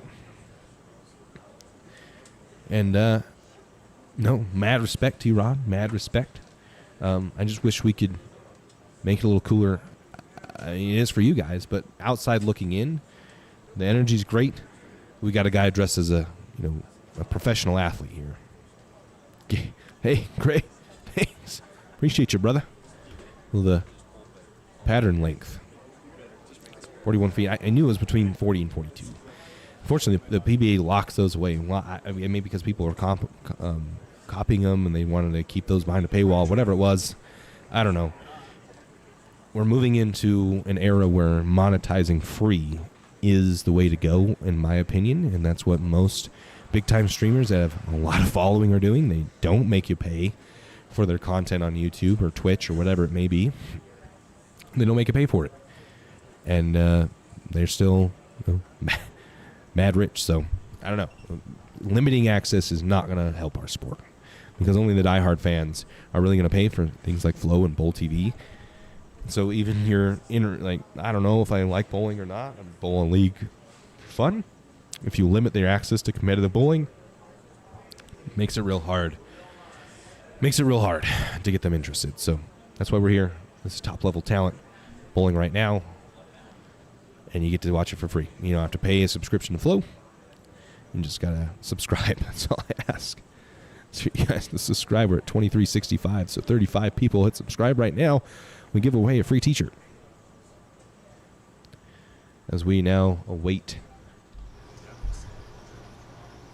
the position round, just calculating all the scores. Josh is doing that right now. One thing I want to bring your attention is our sponsors. So if you're in the area in Layton, Strike Zone Pro Shop, Dale Williams, Davis Lanes, hit him up if you need some balls. Dale has been with us from the start. Huge shout out to him. He does a ton. I appreciate his recognition that what we're doing is really helping the sport grow.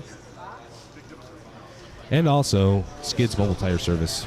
We got Danny Hansen, 801-810-8187. Hit him up. He'll come out to you for tires. On lane 13 is going to be Derek Tames plus 648.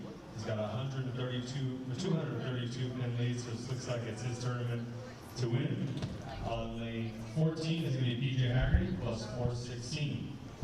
And third place on lane 11, Ildemar Ruiz plus 334. All right. So you're here in the standings right now. 327. Just 7 pins separate those guys, so whoever wins that match is going to probably get third place. And on lane 9, Stephen Kurtz plus 278. On lane 10, Arturo Quintero plus 186. Lane 7, Cameron Trotter plus 113. And on lane 8, Landon Carnante plus 95. Again, these bowlers will have one last position round game, 30 pins bonus for the win, and we will have our champion, the trophy, and a $3,000 check. So bowlers, once you get down to your starting lanes, we will get your lanes on for you get 2 shots on each lane.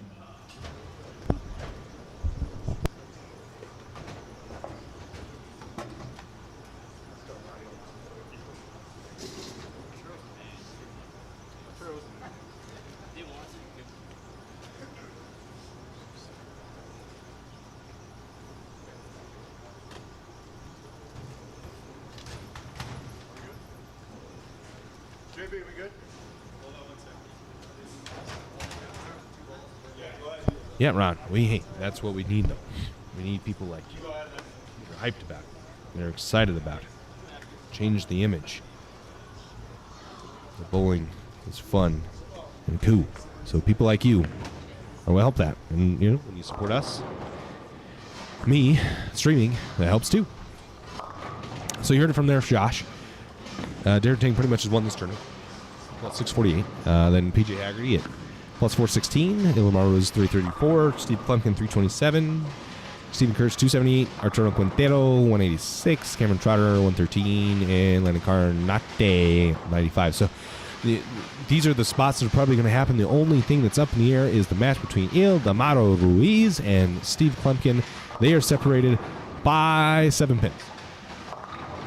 So whoever wins that match is going to take third place, because then you jump up another 80 sticks to as a PJ, and you have to drop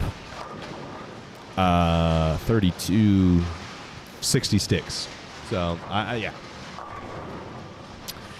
Whoever loses this match could potentially drop to 5th. Yeah, but yeah, we're looking through 3rd place. Just, what is that? $1,400 check. Yeah, $1,400 check, 3rd place.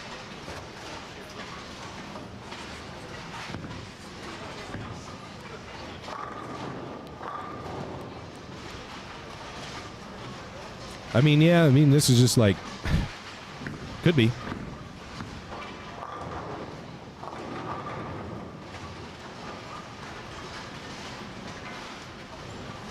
You'd like to see it. But is it going to make a difference if he wins? Probably not. Darren will still have the last laugh because he just made $1,300 more than PJ did. There is a little bit, not much. Landon could. I mean, if he wins that match, then yeah, it's like $50, I think.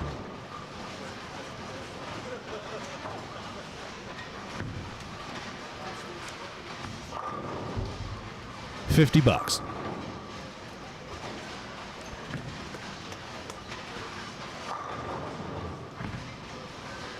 Yeah, $950 for 7, $900 for 8. So $50. It's a $50 match, $50 cash game right here between Cameron Trotter and Landon Carnate.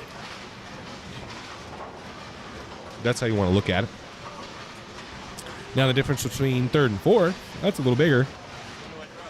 That's $200. So $200 cash game between Neil DeMauro and Steve Klemkin.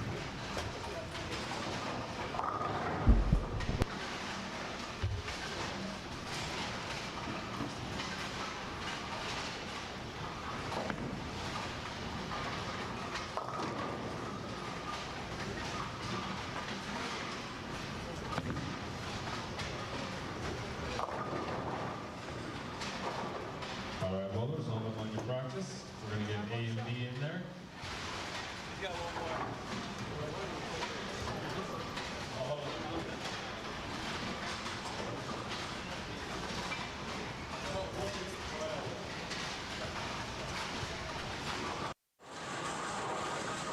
All right, I'll be right back, folks. Just got you in the battery.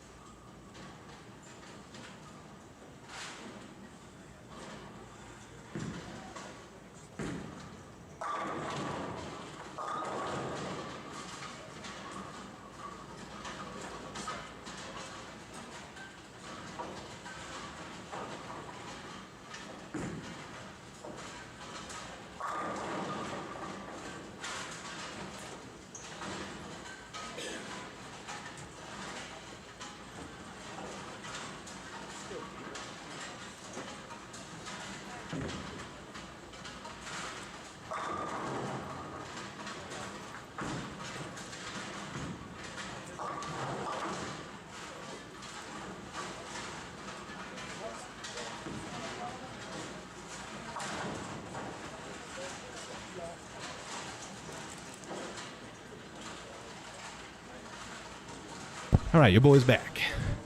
Change the camera real quick. We got to 2367. I'll give you guys, anybody watching this stream back. And Incarnate goes through the face.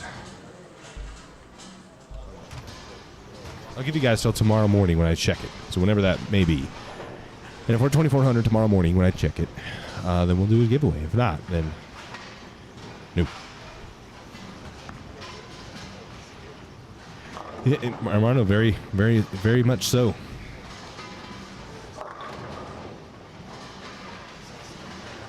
Carefree L. I mean, Norm, I mean, other than 2 years ago when he won those back-to-back championships, was fine. He was great. I mean, just hasn't been relevant other than that. Like, Flo is only doing PBA 50 events, and all the guys that are currently, leading in points and whatnot are bowling regionals, and none of that's getting covered. Why? Why is that not getting covered? Why does Norm Duke and all those PBA 50 guys not? Why are they getting coverage? And you can never go see some of these guys bowl regional. That's my issue.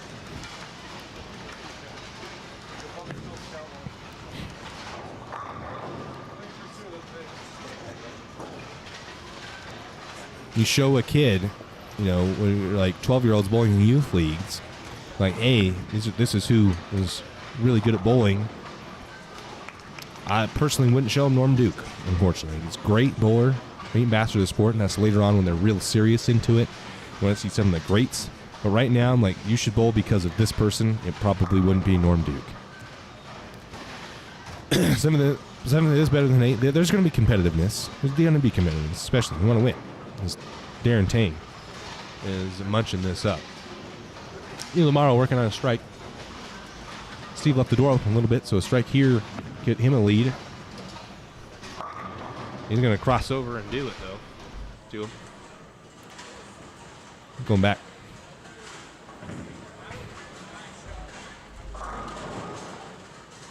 Yeah, one fill to take $200. Yeah, I mean, that's 2 tanks of gas, pretty much. $200 is a good amount.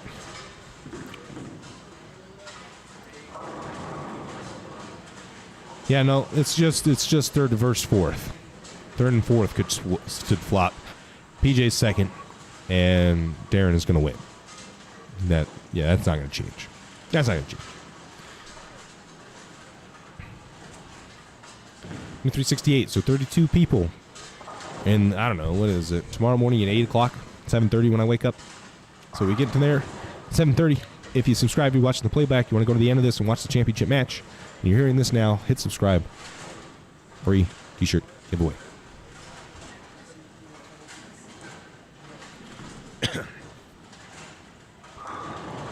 PJ just went 10 back. I'll go back here, sorry. Stephen Kurtz.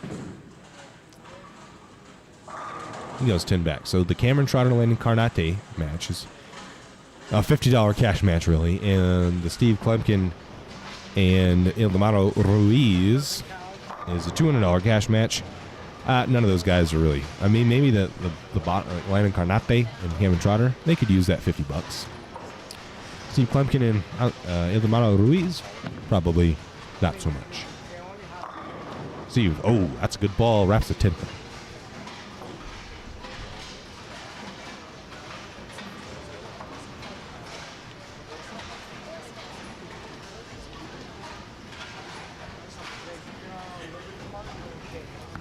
PJ with the face 3610.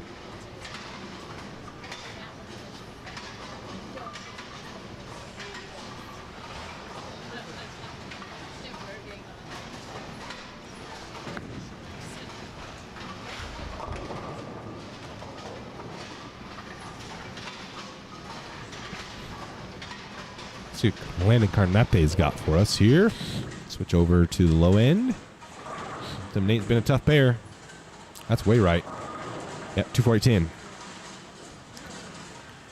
Landon would just like to have a good match, I think. He's only had one against PJ, and that's a little bit disappointing. It's a shot to your confidence. So if Landon, that come out, beat Cameron Trotter. Cameron Trotter's a local guy, so he's from Orem, Utah.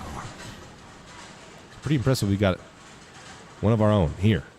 Steve Klemkin, and world-class bowler Darren Tang, Ildemaro, Stephen Kurtz from Colorado Springs, Arturo Quintero in Mexico, and Landon Carnate in Redding, California. So representation all over the world in this final match.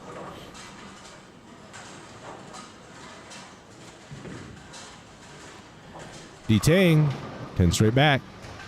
Arturo Quintero, and back. Get those guys t-shirts.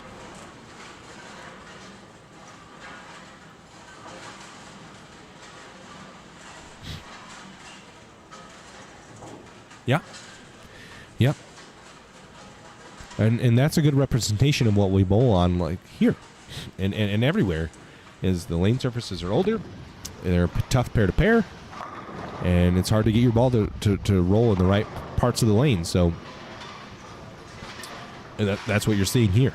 And that's what you'll see if you subscribe to Championship Bowling when we bring you coverage of the Storm Northwest Tour. Is a lot of hard patterns where it takes strategy and patience and a lot of grinding to win.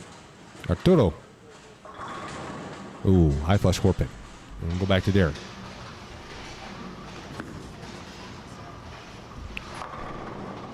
Slaps the 10 out. The 7 will stand.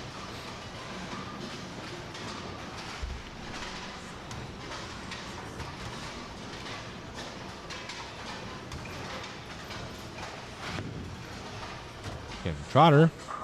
That's a really good ball from him. That's 10 back.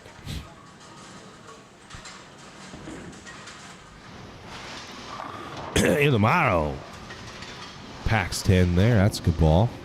So Ildemaro starts off on Steve with the front 5 in this $200 cash match.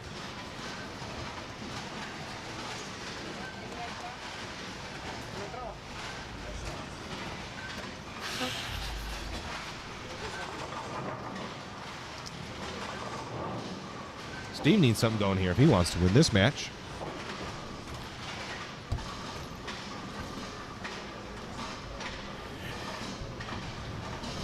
And Darren's just going to extend his lead and lead by a lot more than he was leading before. BJ, a flush 4-pin. Cameron Trotter, that ball's right. Ouch, that's not good. Steve K. That's going to push a lot. It does. Almost wraps the 10 pin. The 6 pin gets enough of it, and it just falls back into the pit. It's a good ball from Steve. Steven Kurtz. And Kurtz getting a little loft game going, and that's 10 back. It's a good shot. Solid ball from Mr. Kurtz.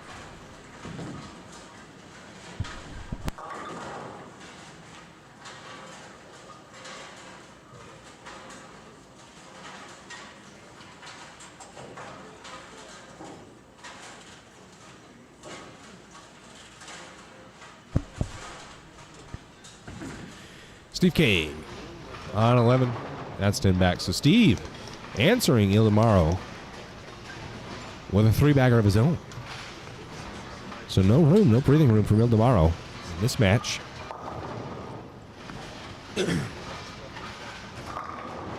PJ packs 10 there. That's a good ball from him.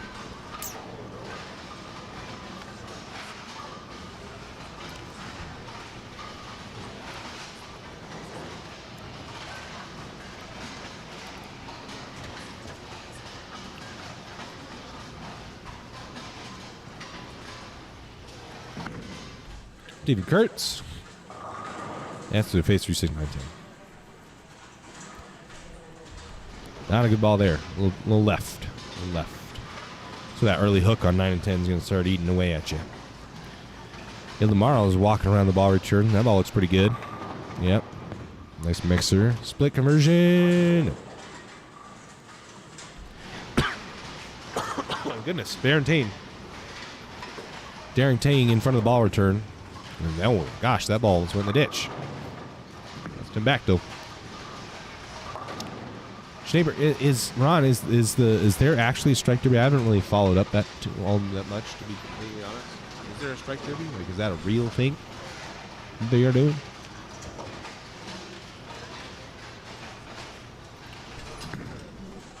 Landon Carnate. Mixer. Ooh, topples the 8-10 out of that. I guess I have it right here. Just go to the PBA's website.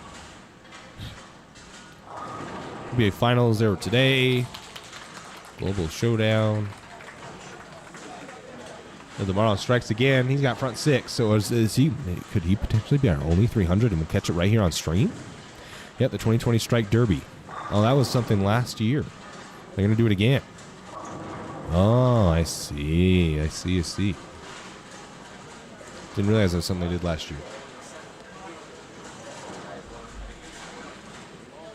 So Il Demaro just destroying Steve Klumpkin right now. From every angle, too. Steve writes his paychecks, though. Or helps write the paychecks. So he's got to be a little nicer.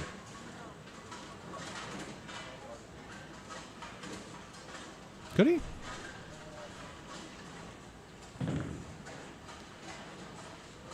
That's 10 back from Steve. Could he, though? I mean, yeah, I guess if Il Demaro shoots 300, then yes, then he could potentially catch it. You're right. You're right. I don't know what he's using. It looked like I know he was throwing his Zen for a really long time today, and that could potentially be what it is. I didn't catch his vlog, to be honest with you, but it very well could be. And Arturo to the face. Oh, we were watching Arturo. I had it all wrong. My bad. We'll go back over here to Steve.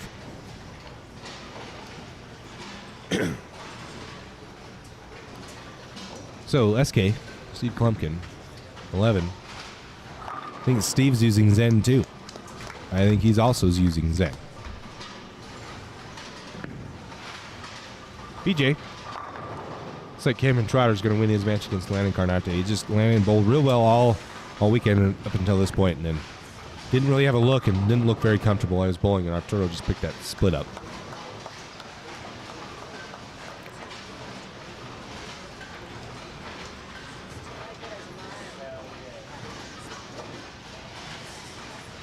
Il Demaro. We'll see Landon Carnate's shot real quick. He just doesn't really trust it right, and it looks like he's cutting everything off. That's what I've seen. Il Demaro. I flush. Oh, trips a 4-9 late. Or an 8-bagger.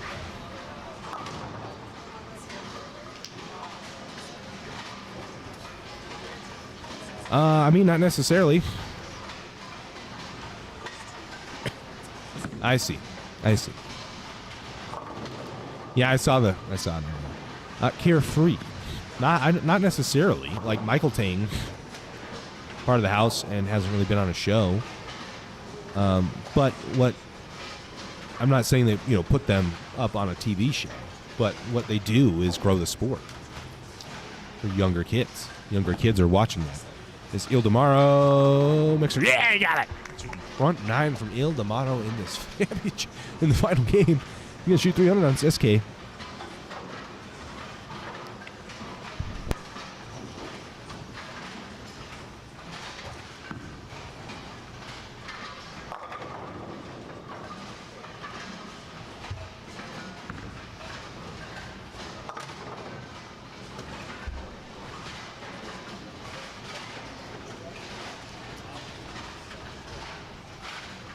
Sorry, gotta get that on video. SK. Yeah, he is, John. You're right. Yeah, I'm not saying put like Michael up there or Tom Pfeiffer or whoever else is in the house, but Chris Vai. Chris Vai just shot 300. So, Steve gets the break of his own.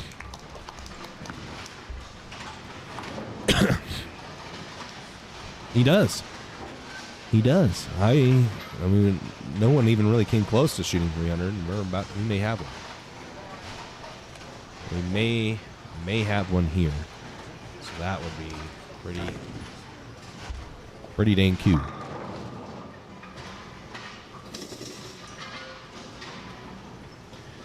But yeah, and they the house, people of the house, the entrance to YouTube, Darren Tang, these are getting younger kids interested into the sport, constantly showing Walter Ray, and although mad respect to these folks, I mean, they paved the way, but Walter Ray and Norm Duke and all these guys constantly putting them in the limelight, in my opinion, doesn't really grow the sport, doesn't do the sport much. It just continues to perpetuate the notion that bowlers are just old. It's just an old person's game. Yeah, no, it'd be plus 130 pins with a win here. Shoots 300. Younger Barry. He was, yeah. So if PJ doesn't shoot a good game here, which he isn't, really, Steve is going to close this one out. Steve's going to kind of make it close if Lamaro doesn't at least mark in the 10th, it's going to be close.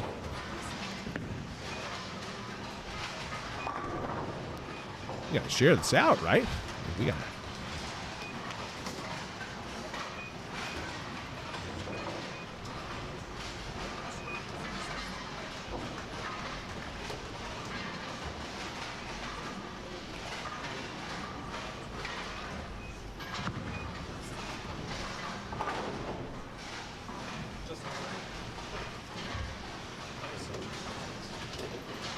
share that. Got to let people know.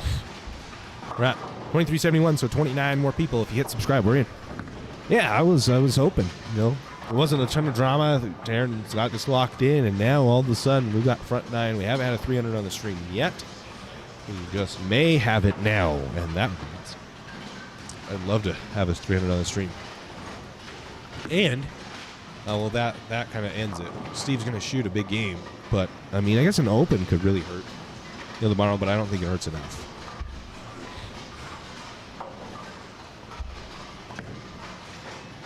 But I mean, that's a big payday. Well, thank you, John. Anytime. Thank you for tuning in. I appreciate you for subscribing, liking the video, and tuning in.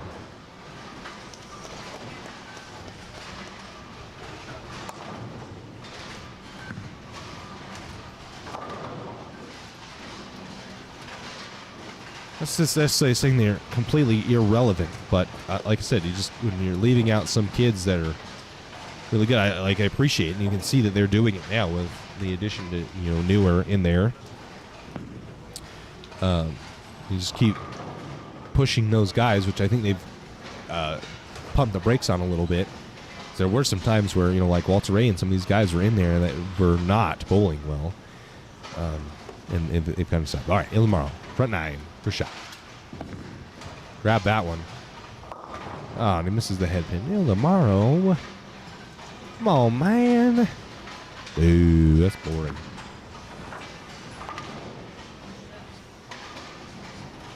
Thank you.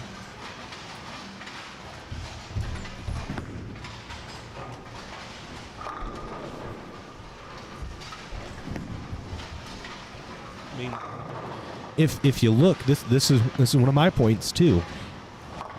One thing that I've noticed, and you watch the Empress edition, was it the best bowlers from the women's tour that was on the Empress edition? Was it? Go back and look of how go back and look at those girls that made it, and there's a reason. There's a reason that not the best women bowlers made the Empress edition. Like what constitutes you making the Emperor edition? I don't know. Do I think it's right or wrong? Not necessarily. I don't really have an opinion on that, but go look at it. When you're doing these,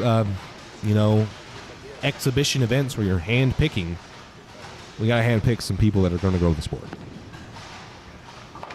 So now those matches are over. Steve Kurtz, Cam Trotter. Landon's got a string of strikes going. And that's 10 back. He shoots 171. I missed. So I think Cameron Trotter's got that locked up. And tomorrow, I don't think he's got enough to take second.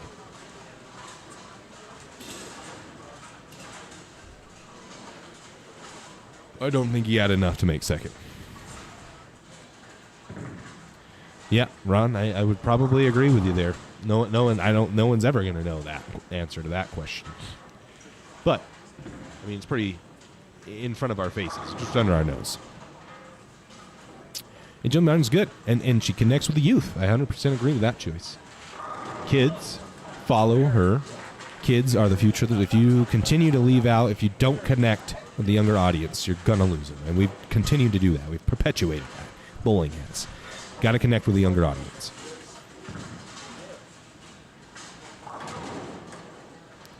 Yeah. I think you may not, everybody may not like pins flying everywhere in the two-handed style, but the higher rev rates are making it cool. You see messengers fly across the deck at 20 miles an hour. It's kind of cool. When you watch Earl Anthony throw a strike, not quite as cool. Mad respect. But it's not quite as cool, especially to someone who doesn't respect bowling on the level that a lot of us do.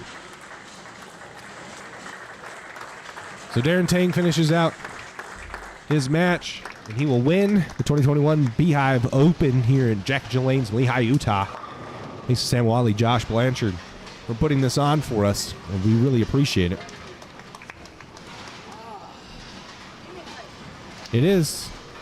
It's hard to change things. I think golf's in the right direction. You can see a lot of the youth movement in golf with some of the kids. You know, even like all this drama with Brooks Koepka and Jordan Spieth, but they connect to younger people, and a lot of bowlers don't. So they've done good work. There's still work to be done. And creating atmospheres like you see at Bayside is one of those things. Those kind of atmospheres help the sport. Makes it seem exciting and important. Bowling seems important when you go to Bayside. It seems exciting, cool, and important. Go to some other places, it's just not something that I feel like kids would be interested in, or younger kids or young adults. But again, I appreciate y'all tuning in the chat. Great stream, made possible by all of you, and Darren and Dale Williams, Strike Zone Pro Shop, and Skids Mobile Tire Service. Stephen Kurtz hasn't yet finished, but Darren Tang has won this match, won this tournament. He's going to be presented with a check. We'll keep the stream live, running so you guys can see that. Oh, PJ, we can see it here. It's still up. You can see it right there, right?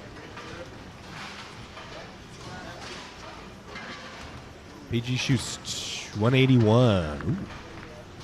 So yeah, Ildemaro might have taken second place away as PJ shoots 181. Wow, pretty insane there. PJ shoots 181, and he may have how much is that? Second, $1,700.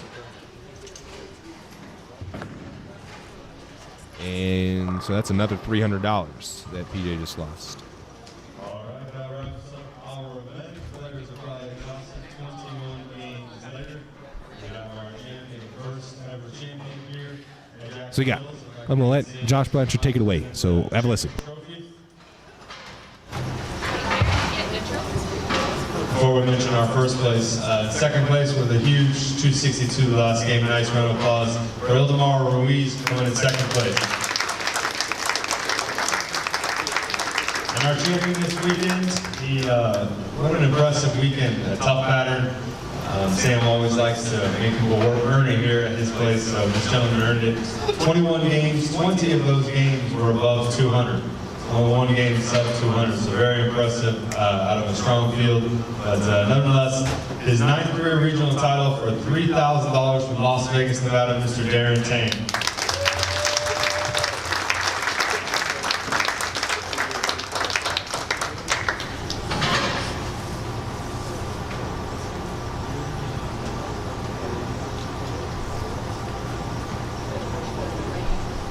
I'll turn the mic over to Sam real fast if he wants to say something. I just want to thank everybody that's come out. I really appreciate it. We had, I wouldn't say a high expectation for this event, but we were super excited to host it, super excited to get the PBA back into Utah, and as you can see, it's a great success. Thank you to Josh, and thank you to my staff. I think they did a great job. We give those guys a round of applause.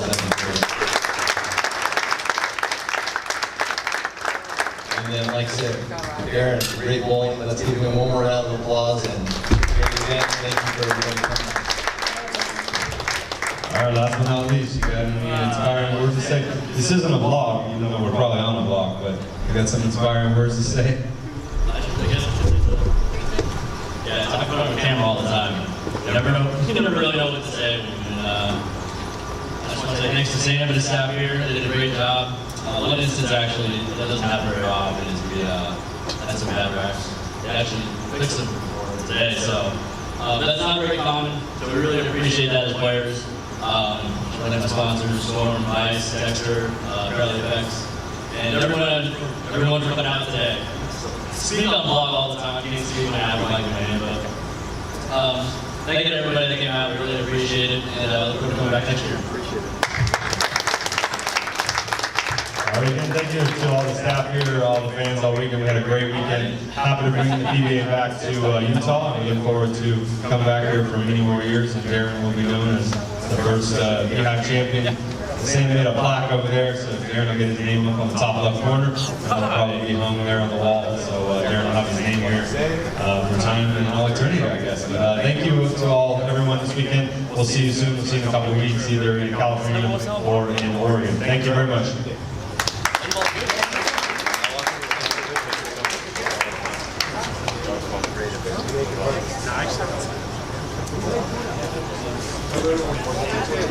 I told Alex, I'm like, just tell me what's wrong. Do my best. I can only do so much, though.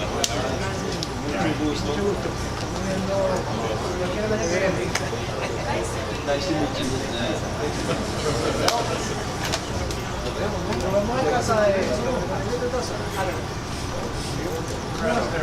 Thank you.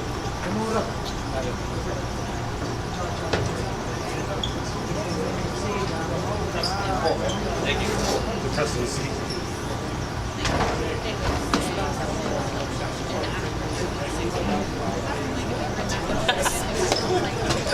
Thanks for not hitting us yesterday.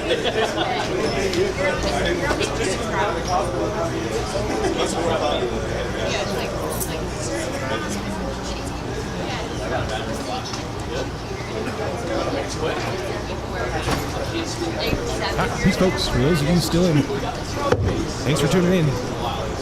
Follow, check out your phones, like, subscribe, everything. Thanks, guys.